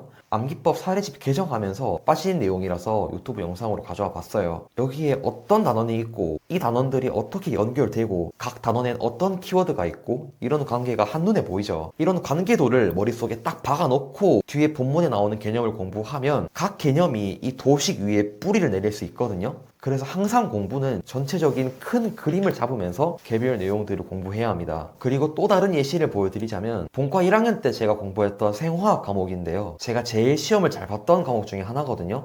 저보다 잘 본 친구를 한두 명밖에 못 봤었는데 이때 제 비결 중 하나도 이미지 암기법입니다. 생화학도 과목의 흐름 자체가 입체적이고 복잡한 과목이라서 저는 처음 공부할 때부터 이 과목의 큰 흐름을 먼저 잡고 들어가려고 노력했어요. 전체 맥락을 잡도록 도와주는 그런 자료를 찾아보다가 우연히 이런 그림을 발견했습니다. 이 한 페이지 도식 안에 이 과목에서 배울 주요 내용이 대부분 녹아 있거든요. 그래서 공부하는 한 달 내내 항상 옆에 이 도식을 프린트해서 놔두고 지금 공부하는 페이지와 이 도식을 비교하면서 공부했어요. 나중에는 이 그림 한 장만 보면 나머지 전체 내용을 다 떠올릴 수 있게 됐죠. 이 그림이 제 기억의 트리거가 된 거예요. 그리고 마지막에는 이 그림 한 장만 가지고 전체 지식을 아웃풋해보면서 점검했습니다. 그냥 교과서 텍스트로만 공부했으면 절대로 그만큼 성적을 잘 받지 못했을 거예요. 이렇게 내용을 도식화해서 이미지로 표현했을 때 훨씬 기억하기가 쉽습니다. 그래서 저는 공부할 때뿐만 아니라 일반적인 책을 읽을 때도 이 책에서 소개하는 주요 개념을 나타낸 도식을 먼저 찾아봐요. 예를 들면 매슬로우의 책을 읽을 땐 이런 그림을, 카를 융의 책을 읽을 땐 이런 그림이 있죠. 이런 이미지를 머리에 심어놓고 글을 읽으면 나머지 글자들을 읽을 때 계속 이 그림과 연결이 돼요. 원래 내 머릿속에 있는 어떤 지식과 비교하면서 글을 읽을 때 내가 이해하고 있다는 느낌을 받거든요. 이런 그림의 도움 없이 글자만 읽어서 머릿속에 스스로 이런 이해 모델을 만드는 건 상당히 힘든 일이에요. 그래서 이런 그림을 먼저 찾아보거나 이런 그림이 없다면 먼저 개념을 정의하는 부분만 찾아 읽으면서 이런 그림을 스스로 먼저 그려놓고 나머지 부분을 읽는 게 좋은 독해법입니다. 원래 우리 뇌는 이미지를 기억하는 데 특화되어 있어요. 그래서 이런 간단한 이미지는 별다른 처리 과정을 거치지 않고도 그 자체로 외워져요. 글자 정보를 외울 때처럼 인위적으로 내용을 쪼개고 합치고 연결하고 할 필요가 없습니다. 이미지는 그 자체로 외워지거든요. 그래서 이미지로 기억하는 게 최고라고 말하는 겁니다. 그리고 다른 공부법도 하나 소개해 드리자면요. 이건 제가 쓰는 방식은 아닌데 이윤규 변호사님이 소개해 주시면서 유명해진 공부법이거든요. 목차에 형광펜을 칠하는 방식입니다. 이것도 사실 일종의 이미지 암기법이에요. 이렇게 색깔을 통해서 목차의 위계를 표시해 놓으면 나중에 해당 페이지 내용을 생각할 때 이 색깔의 위치가 떠오릅니다. 이 내용이 어디에 있었지? 아, 오른쪽 밑에 녹색 형광펜 목차에 있었다. 이렇게 떠올리는 방법이거든요. 이것도 뭔가 그림을 그리는 건 아니지만 색깔과 위치 관계를 통해서 기억하는 거예요. 실제로 두꺼운 책을 통째로 외우는 경우는 대부분 이런 암기법을 많이 씁니다. 그만큼 이미지 암기법의 효과가 뛰어난 거죠. 이렇게 과목의 큰 흐름을 기억하는 기억할 때 이미지를 쓸 수 있습니다. 이제 4가지 예시를 봤는데요. 아직 8가지가 더 있거든요. 갈 길이 머니까 빨리 가봅시다. 이제 세부적인 내용을 공부하는 장면으로 들어가 봅시다. 구체적인 내용을 파악하고 이해할 때도 이미지로 바꿔서 생각하는 게 도움이 되는데요. 가장 대표적인 방법은 개념을 이해한 뒤에 그림으로 바꿔서 표현해 보는 겁니다. 예를 들어서 중학교 과학에 이런 내용이 나오죠. 심장에서 나온 피가 어떻게 순환하는지를 배우는데요. 지금이야 이게 상식적으로 느껴지지만 중학생 때 처음 이 글자를 봤을 때는 이 단어 10개를 어떻게 순서대로 외울지 굉장히 고민이 많았었거든요. 그러다가 우연히 좋은 방법을 찾아서 극복했는데요. 지금 생각해보면 그게 이미지로 기억하는 방식이었어요. 이 단락을 이렇게 그림으로 바꿔서 그렸습니다. 하트를 그려서 4등분 한 다음에 좌심실에서 나와서 좌심방으로 다시 들어오는 과정을 이렇게 한 번에 쓱싹 그릴 수 있거든요. 저는 이 단원 문제를 풀 때 항상 이 그림을 먼저 그려놓고 이 그림에서부터 나머지 개념을 떠올렸어요. 이 그림 그리는 법을 기억하는 게 저 글자 단어를 순서대로 외우는 것보다 훨씬 쉽거든요. 책에도 비슷한 그림이 나와 있지 않느냐 하실 수도 있는데 제가 나름대로 이해하기 쉽게 그리기 쉽게 도식화했다는 게 의미가 있는 겁니다. 남이 그려놓은 그림을 보는 거랑 내가 이해한 대로 단순화해서 그리는 것과는 차이가 크거든요. 그리고 저는 사실은 의대에 와서 훨씬 복잡한 순환기 생리학을 공부할 때도 제 머릿속에는 항상 이 간단한 그림에서부터 시작해요. 어차피 의대에서 배우는 병들도 이 그림 내 어딘가에서 문제가 생긴 것이거든요. 거의 10몇 년 전에 그렸던 그림을 통해서 지금까지도 내용을 기억하고 있는 거죠. 저는 책을 읽을 때도 이렇게 이미지로 바꿔서 남기는 방식을 자주 활용합니다. 제가 예전에 남겼던 메모를 보여드릴게요. 영혼의 지도라는 책인데요. 제가 화면에 보여드리는 이 부분을 읽고 나서 이렇게 그림으로 남겼어요. 이 긴 글을 그대로 기억하는 건 너무너무 힘든데 이 작은 그림을 기억하는 건 어렵지 않거든요.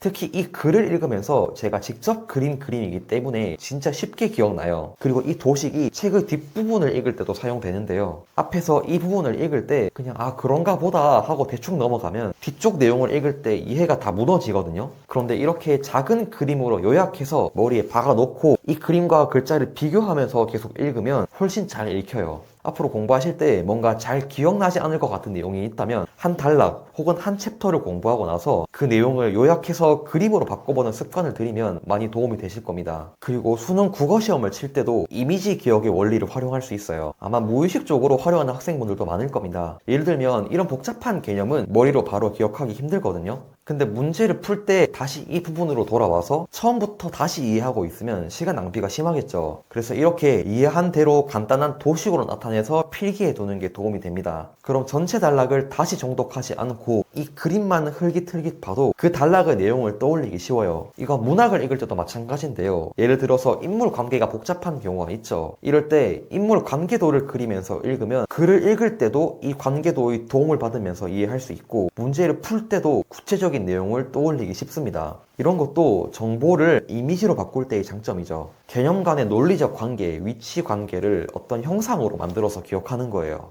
또는 글의 구조를 이미지로 기억할 수도 있어요. 긴 비문학 지문 같은 경우는 사실 한 번에 쭉 읽고 모두 기억해서 문제를 풀기는 힘들거든요. 그래서 대부분은 문제를 풀 때 지문에 한두 번은 돌아올 수밖에 없는데 이때 적절한 위치로 빠르게 돌아오려면 글의 구조를 잡아놔야 합니다. 여기서 글의 구조를 잡는다는 게 뭐 글쓴이의 숨겨진 의도까지 파악한다는 그런 뜻은 아니고요. 그냥 어디에 어떤 내용이 적혀 있었는지를 기억한다는 뜻이에요. 예를 들어서 이런 지문을 읽을 때 글을 몇 가지 뭉텅이로 나누는 겁니다. 같은 소재로 이야기하는 부분을 하나로 묶는 거죠. 그리고 글을 다 읽고 나서 머릿속으로 이런 이미지가 떠오르면 됩니다. 빨간색 위치에서 변증법을 다뤘고 파란색 위치에서 절대 정신을 다뤘고 녹색 위치에서 종합을 다뤘다고 기억하는 거죠. 여기서 글을 다 이해하고 나서 이런 작업을 할 건지 아니면 글을 다 이해하지 않고 위치를 우선적으로 이해할 건지에 따라서 독해법의 갈래가 나뉘긴 해요. 그건 여기서 다룰 문제는 아닌 것 같고요. 혹시 관심 있으신 분들은 제 비문학 교재를 참고하시면 됩니다. 일단 오늘은 이미지 기억법을 다루는 장면이니까 이렇게 이미지로 글을 기억할 수 있다는 정도만 배워갑시다. 마지막으로 공부를 마무리하면서 암기할 때도 이미지 기억법이 유용합니다. 개념을 이해하고 이해하는 걸 정리하고 나면 마지막에 남은 걸 외워야겠죠. 그래야 시험을 칠 수 있습니다. 이때가 소위 말하는 암기법이라는 걸 써야 할 타이밍인데 이때 이미지를 활용하는 겁니다. 이거 실제로 기억력 대회 선수분들이 많이 사용하는 걸로도 유명해요. 그만큼 활용도가 높다는 뜻이거든요. 기억력 대회 선수 중에 정계원 님이 계시는데요. 이분이 쓰신 암기법 책이 있습니다. 여기서 예시를 하나 발췌해 봤어요. 이 문장을 외워볼 건데요. 여기서 일단 중심 키워드를 뽑습니다. 이제 이 키워드를 이미지로 외울 거예요. 신분을 신문적 이미지로, 중립성을 저울 이미지로, 법률을 법전 이미지로, 보장을 포장, 뽁뽁이 이미지로 바꿨어요. 그리고 이것들을 합쳐서 하나의 그림을 만들었습니다. 이 글자를 외우는 일을 그림을 외우는 일로 바꾼 거죠. 이 암기법을 구체적으로 분석해 보자면 일단 유사한 발음이나 의미를 이용해서 다른 사물을 떠올렸고요. 그 사물을 이미지로 바꿔서 기억하는 거죠. 정계훈님은 이 책 전반에 걸쳐서 이런 방법을 쓰고 계세요. 실제로 국제대회에서 성과도 내신 분이니까 방법 자체는 그만큼 입증이 된 거죠. 이 방법을 좀 더 배워보시고 싶은 분은 해당 책을 참고하시면 되고요. 근데 저는 개인적으로 이렇게 발음으로 바꾸고 또 이미지로 바꾸는 식으로 두 단계로 바꾸는 걸 그렇게 선호하진 않아요. 왜냐면 두 단계로 변환했다는 건 이 정보를 떠올릴 때도 두 단계를 거쳐야 해서 그렇습니다. 이미지를 떠올리고 거기서 사물을 떠올리고 거기서 원래 문장을 떠올리는 거죠. 대신에 저는 비슷한 발음을 이용해서 말을 만들던가 아니면 바로 이미지로 바꾸기 쉬운 정보만 이미지로 바꾸는 식으로 기억해요.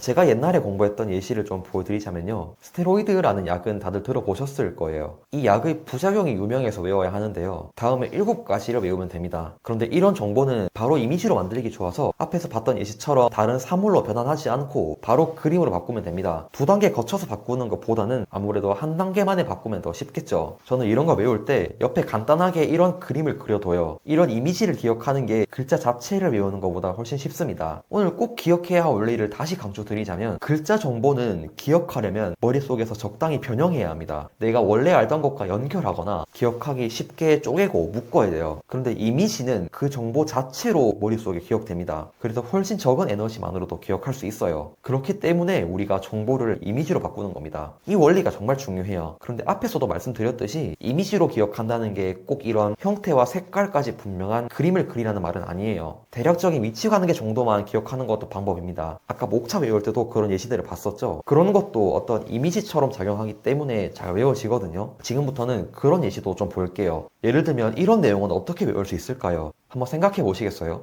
이걸 이미지로 바로 바꾸기는 힘들어 보이죠? 여기선 좀 다른 방식의 이미지화가 필요합니다. 저는 이런 내용을 외울 때도 이미지 암기법을 쓰거든요. 일단 이 정보를 표로 정리해 볼게요. 그리고 저는 이 표를 이미지로 기억할 거예요. 저는 머릿속에 이런 이미지를 떠올려서 기억했습니다. 이렇게 표의 형태를 이미지로 기억하는 거예요. 제가 그 중간 과정을 일일이 보여드리진 않았지만 표의 가로축과 세로축 순서를 적당히 이동하면 같은 단어끼리 인접하게 되면서 표의 형태가 단순해져요. 이걸 이미지로 기억하고 나면 표의 가로축, 세로축만 외우면 이 글자를 정확히 채워 넣을 수 있습니다. 그리고 빈칸에 글자를 채워 넣는 건 맥락으로 외우면 돼서 전혀 어렵지 않아요. 그러니까 간단히 요약하자면 정보를 범주화해서 표로 만들고 표를 이미지로 기억하고 나머지 정보는 맥락으로 기억하는 거죠. 아까 봤던 것처럼 구체적인 그림을 그린 건 아니지만 이것도 어떤 이미지를 통해서 기억했다는 점에선 똑같죠. 이렇게 정보를 범주화하고 나서 이미지로 바꿔서 기억하는 것도 꽤 자주 활용되는 패턴이에요. 그래서 제가 암기법 사례집 교재를 쓸 때도 이런 패턴을 4개 정도 넣어놨거든요. 그것도 다시 복습해 보시면 좋을 겁니다. 그리고 또 제가 많이 썼던 방법은 마지막에 정리본을 이미지로 외우는 겁니다. 이건 저 말고 다른 의대생분들도 많이 사용하더라고요. 보통 시험 공부할 때 마지막까지 외워지지 않은 내용만 남겨서 이렇게 한두 페이지에 정리하게 되죠. 아마 학교 내신 같은 거 공부할 때 많이 해보셨을 거예요. 그런데 이렇게 외울 때 비슷한 분류의 정보끼리 묶어서 정리해두면 좋습니다. 이걸 계속 반복하다 보면 어떤 내용이 어디에 적혀 있었는지가 기억나요.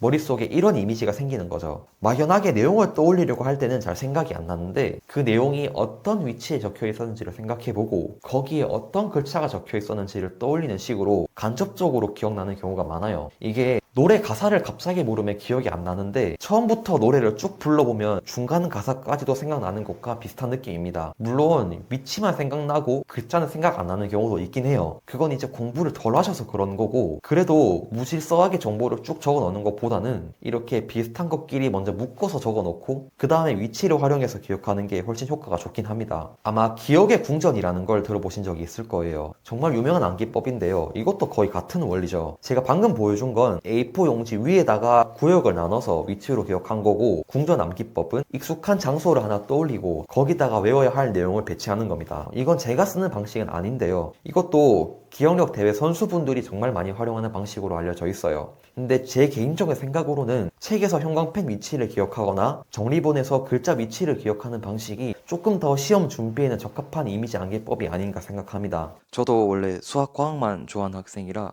암기를 정말 못했습니다. 대부분의 이과생들이 그렇죠. 이해를 하면 어차피 기억은 된다. 암기는 무식한 공부법이다. 저도 이렇게 생각을 했었습니다. 그런데 사실 그렇지 않은 것도 많습니다. 흔히 암기 과목이라고 부르는 것들이 그렇죠.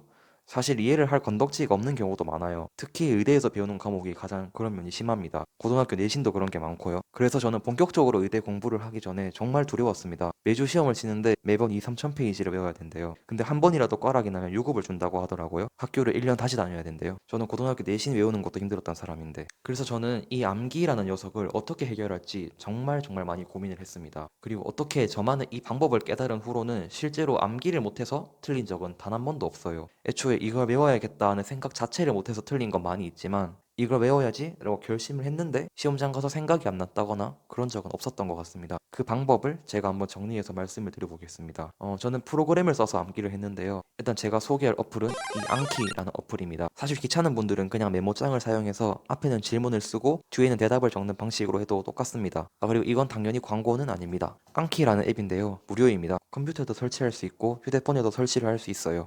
두 개가 연동이 돼서 저는 컴퓨터에서 입력하고 평소에는 휴대폰으로 봤습니다. 사용 방법에 대한 영상은 이미 유튜브에 많이 있어서 제가 그 얘기를 세부적으로 하진 않겠습니다. 저는 이걸 이용해서 실질적으로 외우는 방법에 대해서 집중해서 말씀을 드려보겠습니다. 첫 번째 단계는 공부한 내용을 질문으로 만들어서 적어두는 것입니다. 하루 공부가 끝나고 나서 오늘 공부한 것 중에 외워야 할 내용이 뭐가 있는지 대략 정리를 한번 해봅니다. 그리고 암기해야 할 내용들을 한 문장으로 간단한 문제로 만들어 봅니다. 진짜 시험에 나오는 문제 형식으로 만들 필요는 없습니다. 예를 들어서 코끼리는 다리가 4개에 코가 길다 라는 내용을 배웠으면 이렇게 문제를 내보는 거예요. 코가 길고 다리가 4개인 동물은? 아니면 코끼리는 다리가 몇 개일까? 이걸 프론트, 앞면에 적어주고 답인 코끼리를 백, 뒷면에 적어줍니다. 그럼 나중에 앞면에 저 문제를 보고 뒷면에 답을 맞추는 겁니다. 어떻게 문제를 낼지는 시험 문제에서 평소에 어떻게 물어왔었는지를 참고하면 좋습니다. 목적에 맞게 공부를 하는 거죠. 평소 문제에서 동물 다리 개수를 주로 출제한다면 이걸 묶어서 한 문제로 만들어 봐도 좋겠죠. 다리가 4개인 동물은, 다리가 8개인 동물은, 다리가 2개인 동물은 이런 식으로요. 이렇게 오늘 배운 내용 중에 외울 것을 다 선별하고 적절한 질문으로 바꿔서 암기에 적어두면 오늘 복습은 끝인 겁니다. 마음 편하게 자면 됩니다. 쉽죠? 두 번째는 틈날 때마다 휴대폰을 꺼내서 보는 겁니다. 복습은 다음 날부터 자투리 시간 날 때 하면 됩니다. 폰으로 어플을 키면요. 오늘의 문제가 자동으로 준비가 되어 있습니다. 그럼 눌러서 하나씩 풀면 됩니다. 어제 문제를 한 문장으로 내놨기 때문에 엄청 각 잡고 집중해서 풀 필요도 없어요. 그냥 좀 집중이 안 될 때, 이동할 때, 어수선할 때 폰 보는 척 하면서 공부하면 됩니다. 한 문제를 읽고 혼자 떠올려 보다가 안 되면 뒤에 다 보고 풀다가 틀린 문제는 어플에서 자동으로 더 자주 보여주는 기능이 있어서 나중에 언제 복습할지 이런 고민도 할 필요가 없습니다. 그냥 휴대폰 보는 걸 까먹지만 않으면 돼요.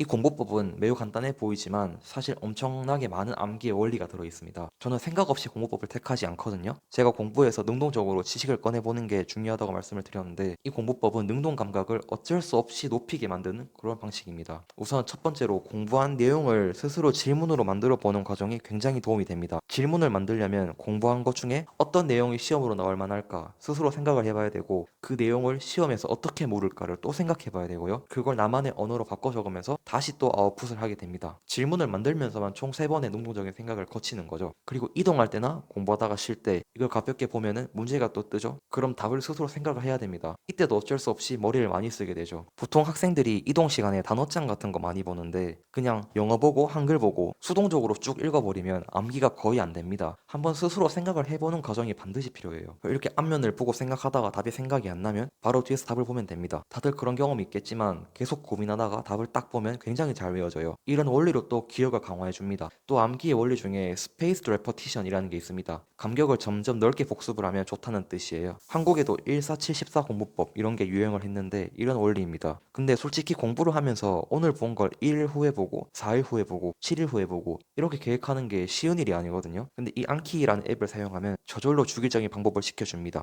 앱에 이 기능이 다 내장이 돼 있어요. 그냥 앱을 켜서 문제를 풀면 맞춤 문제는 더 오래 뒤에 보여주고 틀린 문제는 더 자주 보여주고 이걸 자동으로 다 해줍니다. 이런 많은 이유로 이 암기의 사이클을 두세 번만 거치면 안 외워질 수가 없습니다. 저는 의대 시험 한 번 칠 때 질문지를 100개에서 200개 정도 만들었는데요. 시험 당일 아침에는 지하철 타고 학교 가는 길에 한 번을 다 볼 수 있었습니다. 당연히 시험 결과는 좋았죠. 그래서 오늘 이렇게 암키라는 앱을 사용해서 암기 과목을 정복하는 방법을 알려드렸는데요. 사실 진짜 말씀드리고 싶은 것은 이 앱이 아닙니다. 잘 외우려면, 즉 인풋을 잘 하려면 아웃풋을 많이 해야 한다는 그런 원리를 말씀드리고 싶었습니다. 이게 제가 지난 영상에서 말씀드린 능동 감각이기도 하죠. 보통 암기법이라고 하면 많이 나오는 게 14714 공부법, 841 공부법 이런 겁니다. 14714 공부법은 아까도 잠깐 말씀을 드렸지만 오늘 공부한 내용을 1일 후에 보고, 4일 후에 보고, 7일 후에 보고, 14일 후에 보는 공부법입니다. 복습의 간격을 늘려가는 방식이죠. 841 공부법은 한 과목을 처음엔 8일 만에 보고, 다음엔 4일 만에 보고, 그 다음은 2일 만에 보고 그렇게 하는 공부법입니다. 시험 전날에 전범위를 한번 다 보기 위해서 역으로 계산한 회독법이죠. 근데 저는 이런 내용을 크게 강조하고 싶지는 않습니다. 시간 간격을 며칠 두는지, 며칠 만에 내용을 다 볼 것인지 이런 건 그냥 형식의 문제인데요. 저는 사실 이런 암기법이 형식보다는 태도가 더 중요하다고 봅니다. 요즘 유튜브의 영향인지 헬스가 참 유행을 하는데요. 헬스에도 계획을 짜는 루틴이 있습니다. 초급자는 하루에 모든 부위를 다 해라 이렇게 조언을 하기도 하고, 중급자부터는 신체 부위를 2개 혹은 3개를 쪼개서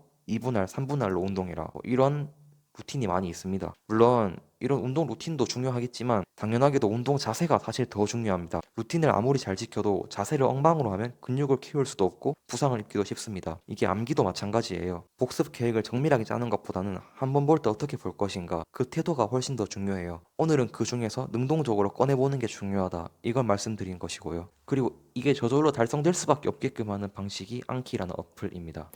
이거 제가 작년에 암기법 특강을 진행했을 때 중등 임용 준비하는 분이 과제로 제출했던 내용이거든요. 교육학에서 교육과정 구성이라는 단어 내용이에요. 이런 문장들을 통째로 외워서 빈칸을 채워 넣어야 한다고 합니다. 이분의 경우에는 잘 안 외워지는 게 이 두 문장이었대요. 모든 학생이 학습의 기초인 언어, 수리, 디지털 기초 소양을 갖출 수 있도록 하며 학교 교육과 평생학습에서 학습을 지속할 수 있게 한다.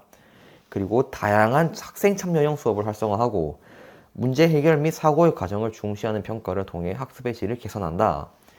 일단 언어, 수리, 디지털 저 부분을 외워봅시다.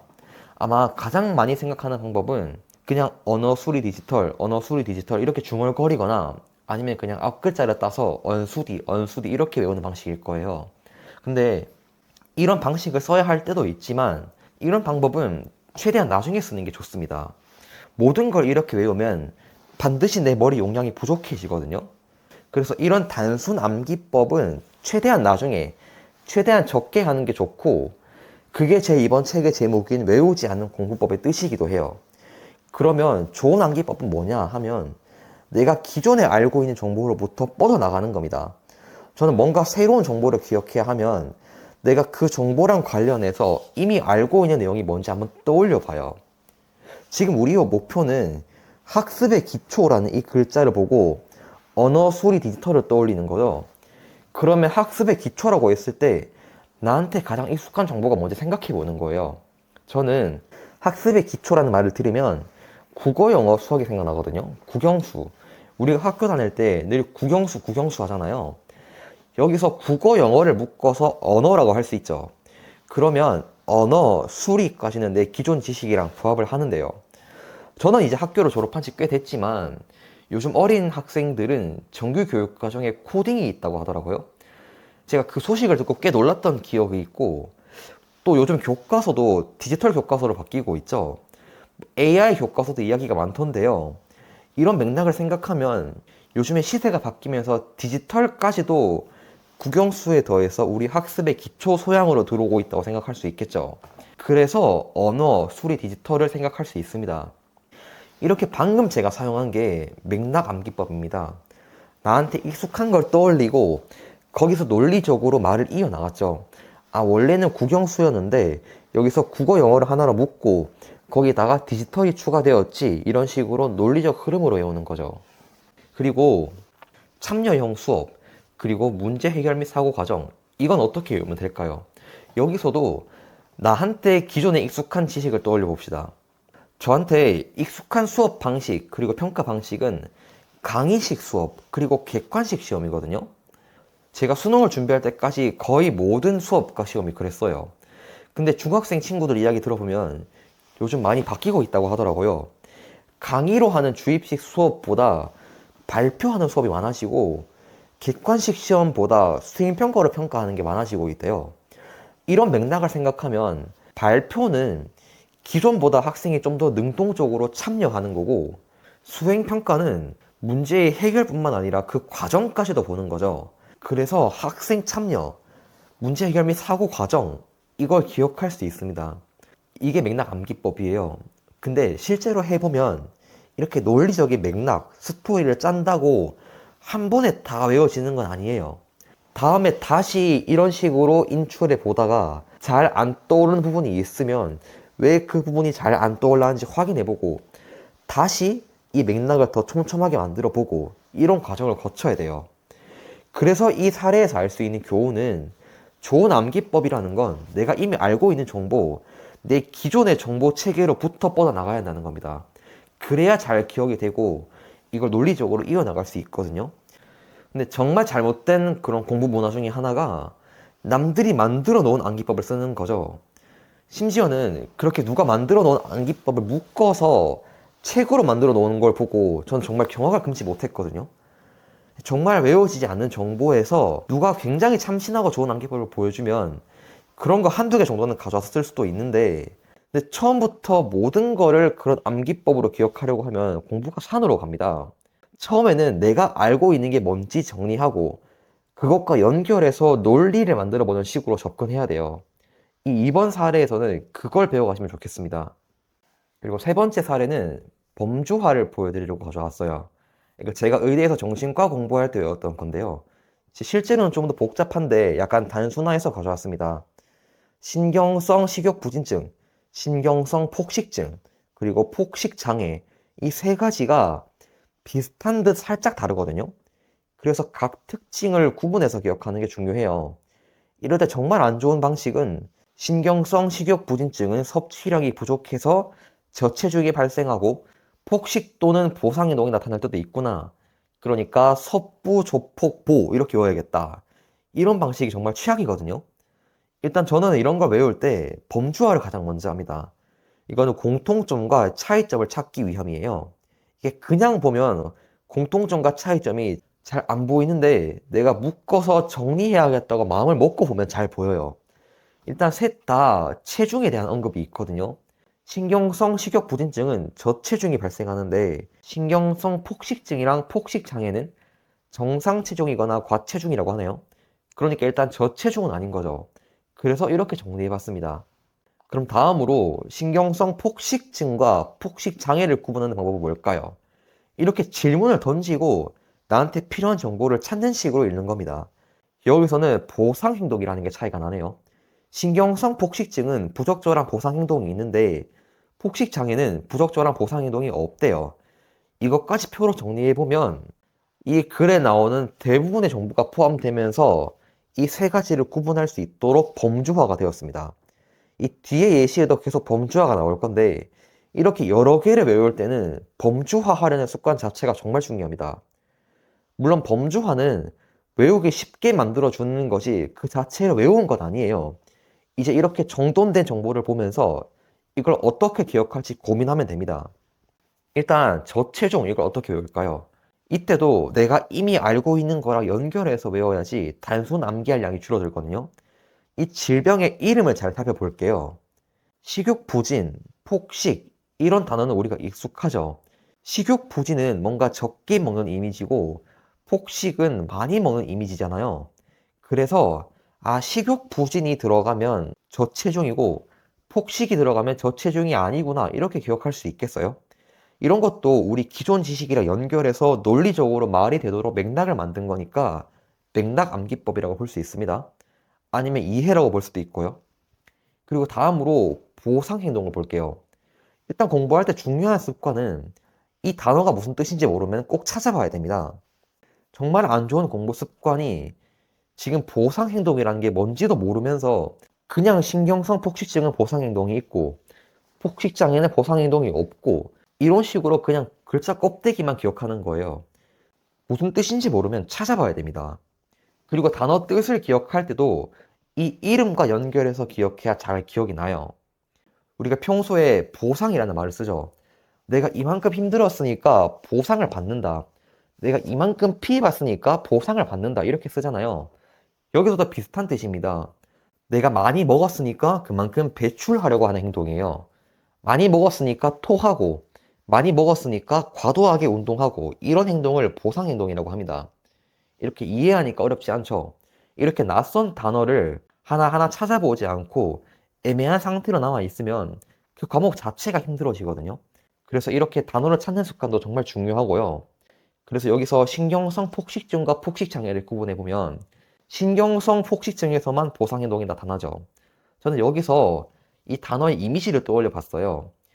신경질적으로 먹은 걸 다시 토하는 그런 이미지를 연상할 수 있었거든요.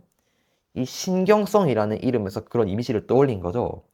그래서 여기서도 이 이름 자체에서 떠오르는 이미지, 그리고 내가 외워야 될 내용, 이 둘을 연결해서 기억한 거죠. 내가 원래 가지고 있던 지식 체계랑 새로운 지식을 연결한 겁니다. 항상 내가 알고 있는 거에서 뻗어나가서 생각하는 이런 태도가 정말 중요해요.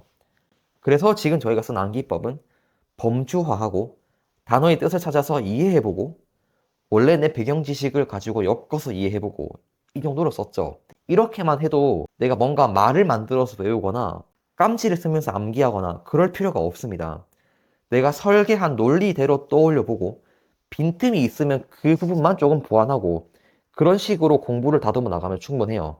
이런 과정이 좋은 공부법입니다. 그리고 네 번째 사례는 영어 문법 예시를 가져와 봤어요.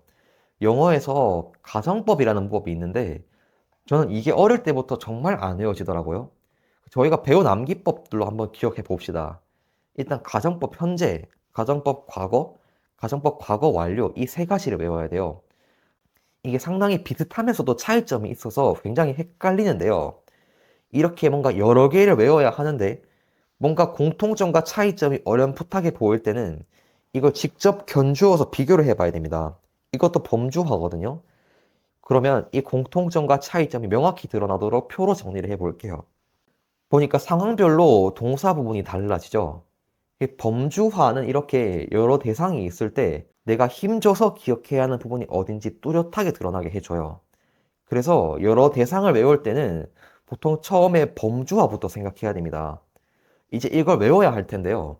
이런 걸 외울 때 보통은 그냥 속으로 되뇌어 보거나 안 보고 떠올려 보는 식으로 많이 외우는데요.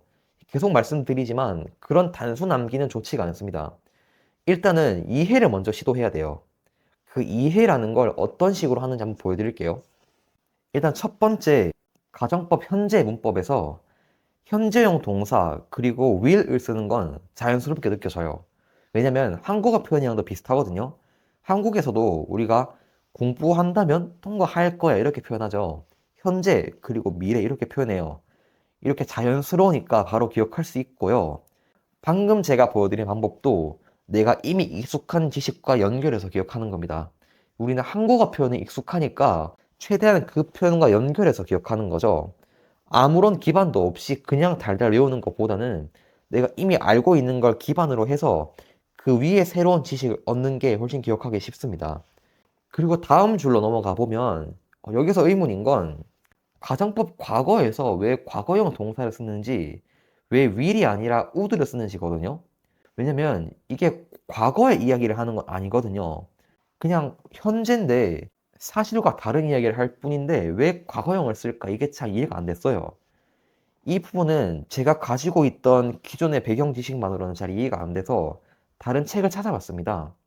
이렇게 찾아보는 태도가 공부에서 굉장히 중요해요.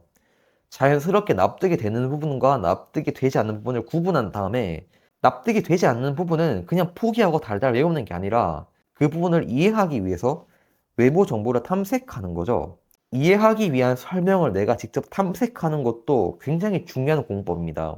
실제 공부에서 이렇게 내가 정보를 찾아서 이해하는 이런 장면이 많이 만들어져야 내가 능동적으로 학습을 잘 하고 있는 겁니다. 그래서 서칭을 해보니까 이런 설명이 있더라고요. 사실과 반대되는 표현에서 과거 시제를 쓰는 경향이 있다는 거예요. 그리고 한국어에도 이런 경향이 있다고 합니다. 즉, 가능성이 낮은 일이나 현실과 반대되는 일을 표현할 때 한국에서도 내가 조금만 젊었으면, 내가 만약 부자였다면 이렇게 표현하죠. 그러니까 이것도 내가 이미 익숙한 한국어 문법이라 연결해서 이해할 수 있게 되는 겁니다. 그리고 이렇게 이해할 수 있으려면 아무 책이나 찾아서 보고 그냥 검색해서 나오는 아무 정보나 읽는 게 아니라 이 개념을 풀어주는 수많은 설명들 중에서도 내가 이해하기에 가장 쉬운 현재 나의 배경 지식과 이 새로운 지식을 가장 잘 연결해주는 그런 설명을 찾는 게 정말 중요합니다. 그런 설명을 발견할 때까지 서칭하는 거죠. 제가 많은 학생들을 관찰해 봤을 때 이 공부가 일정 궤도 이상 오른 뒤에는 이 서칭을 잘할수록 더 공부를 잘합니다. 굉장히 뛰어난 학생들은 이렇게 좋은 설명을 내가 직접 찾아서 이해하는 능력이 남달라요. 공부를 좀 못하는 학생들은 그냥 선생님이 말하는 것만 듣고 내가 보던 책만 보고 이해가 안 되면 그냥 외워버리는데 공부를 잘하는 학생들은 직접 이해될 때까지 좋은 설명을 찾아다닙니다. 남들이 잘 안 보는 책이거나 좀 신뢰도가 낮은 자료라도 그 개념의 설명만큼은 나를 잘 이해시켜 준다면 거기서 그 설명만 훔쳐와서 이해하면 됩니다. 내가 지금 이 책으로 공부하고 있다고 나의 모든 이해 방법이 이 책의 방식에만 머물러야 될 필요는 없어요. 어쨌든 이렇게 해서 과정법 과거에서 왜 동사 원형 대신에 과거형을 쓰고 왜 will 대신에 would를 쓰는지 이해했어요. 근데 하나 어긋나는 게 있죠. will 뒤에 있는 녀석은 여기서도 원형으로 오네요. 이것도 그냥 예외구나. 이 will 뒤에 거는 과거형으로 안 바꾸고 그냥 그대로 오는구나. 이렇게 외우는 것보다는 그 이유를 먼저 생각해 봐야 됩니다. 그리고 나한테 착 달라붙는 논리를 찾아야 돼요. 저는 이걸 보는 순간 이렇게 생각을 해봤습니다. 저는 영어에서 조동사 뒤에는 동사 원형을 쓴다는 규칙을 알고 있었거든요. 제가 가진 이 기존의 배경 지식으로 이게 이해가 됩니다. 왜냐면 would도 조동사이기 때문에 이 뒤에는 동사 원형이 와야 되는 거죠. 이건 영어의 기본 규칙이니까요. 이 기본 규칙을 먼저 지키고 나머지 동사들을 과거형으로 바꾼다 이런 식으로 이해를 했습니다. 이렇게 나한테 자연스러운 논리를 짜 놓으면 그냥 단순 암기할 때보다 훨씬 기억이 오래 갑니다. 나중에 떠올리기도 훨씬 쉽고요. 그리고 가정법 과거 완료도 같아요.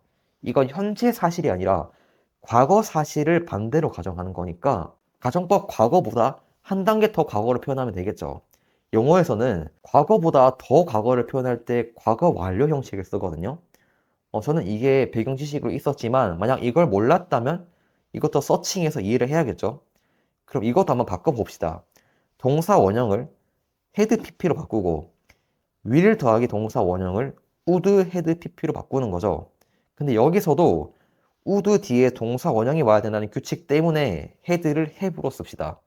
이러면 다 설명이 되죠. 그냥 드립다 외우지 않아도 이게 왜 이렇게 되는지 나한테 익숙한 논리만으로 다 설명이 됩니다.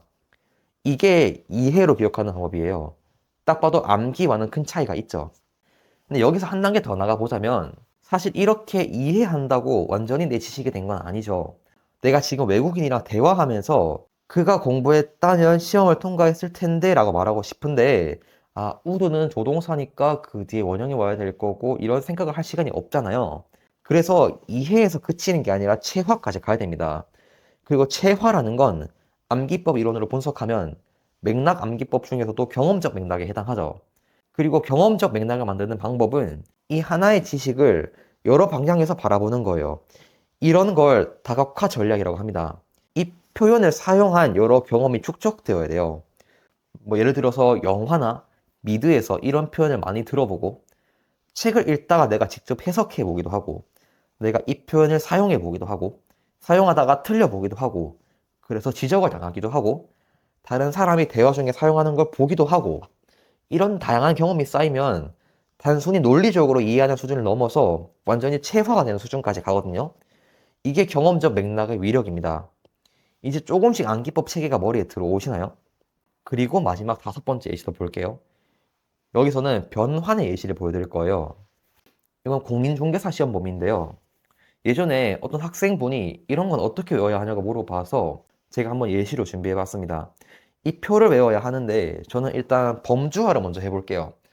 여기서 이렇게 뭉쳐있는 정보를 비슷한 것끼리 묶어내보고 싶습니다.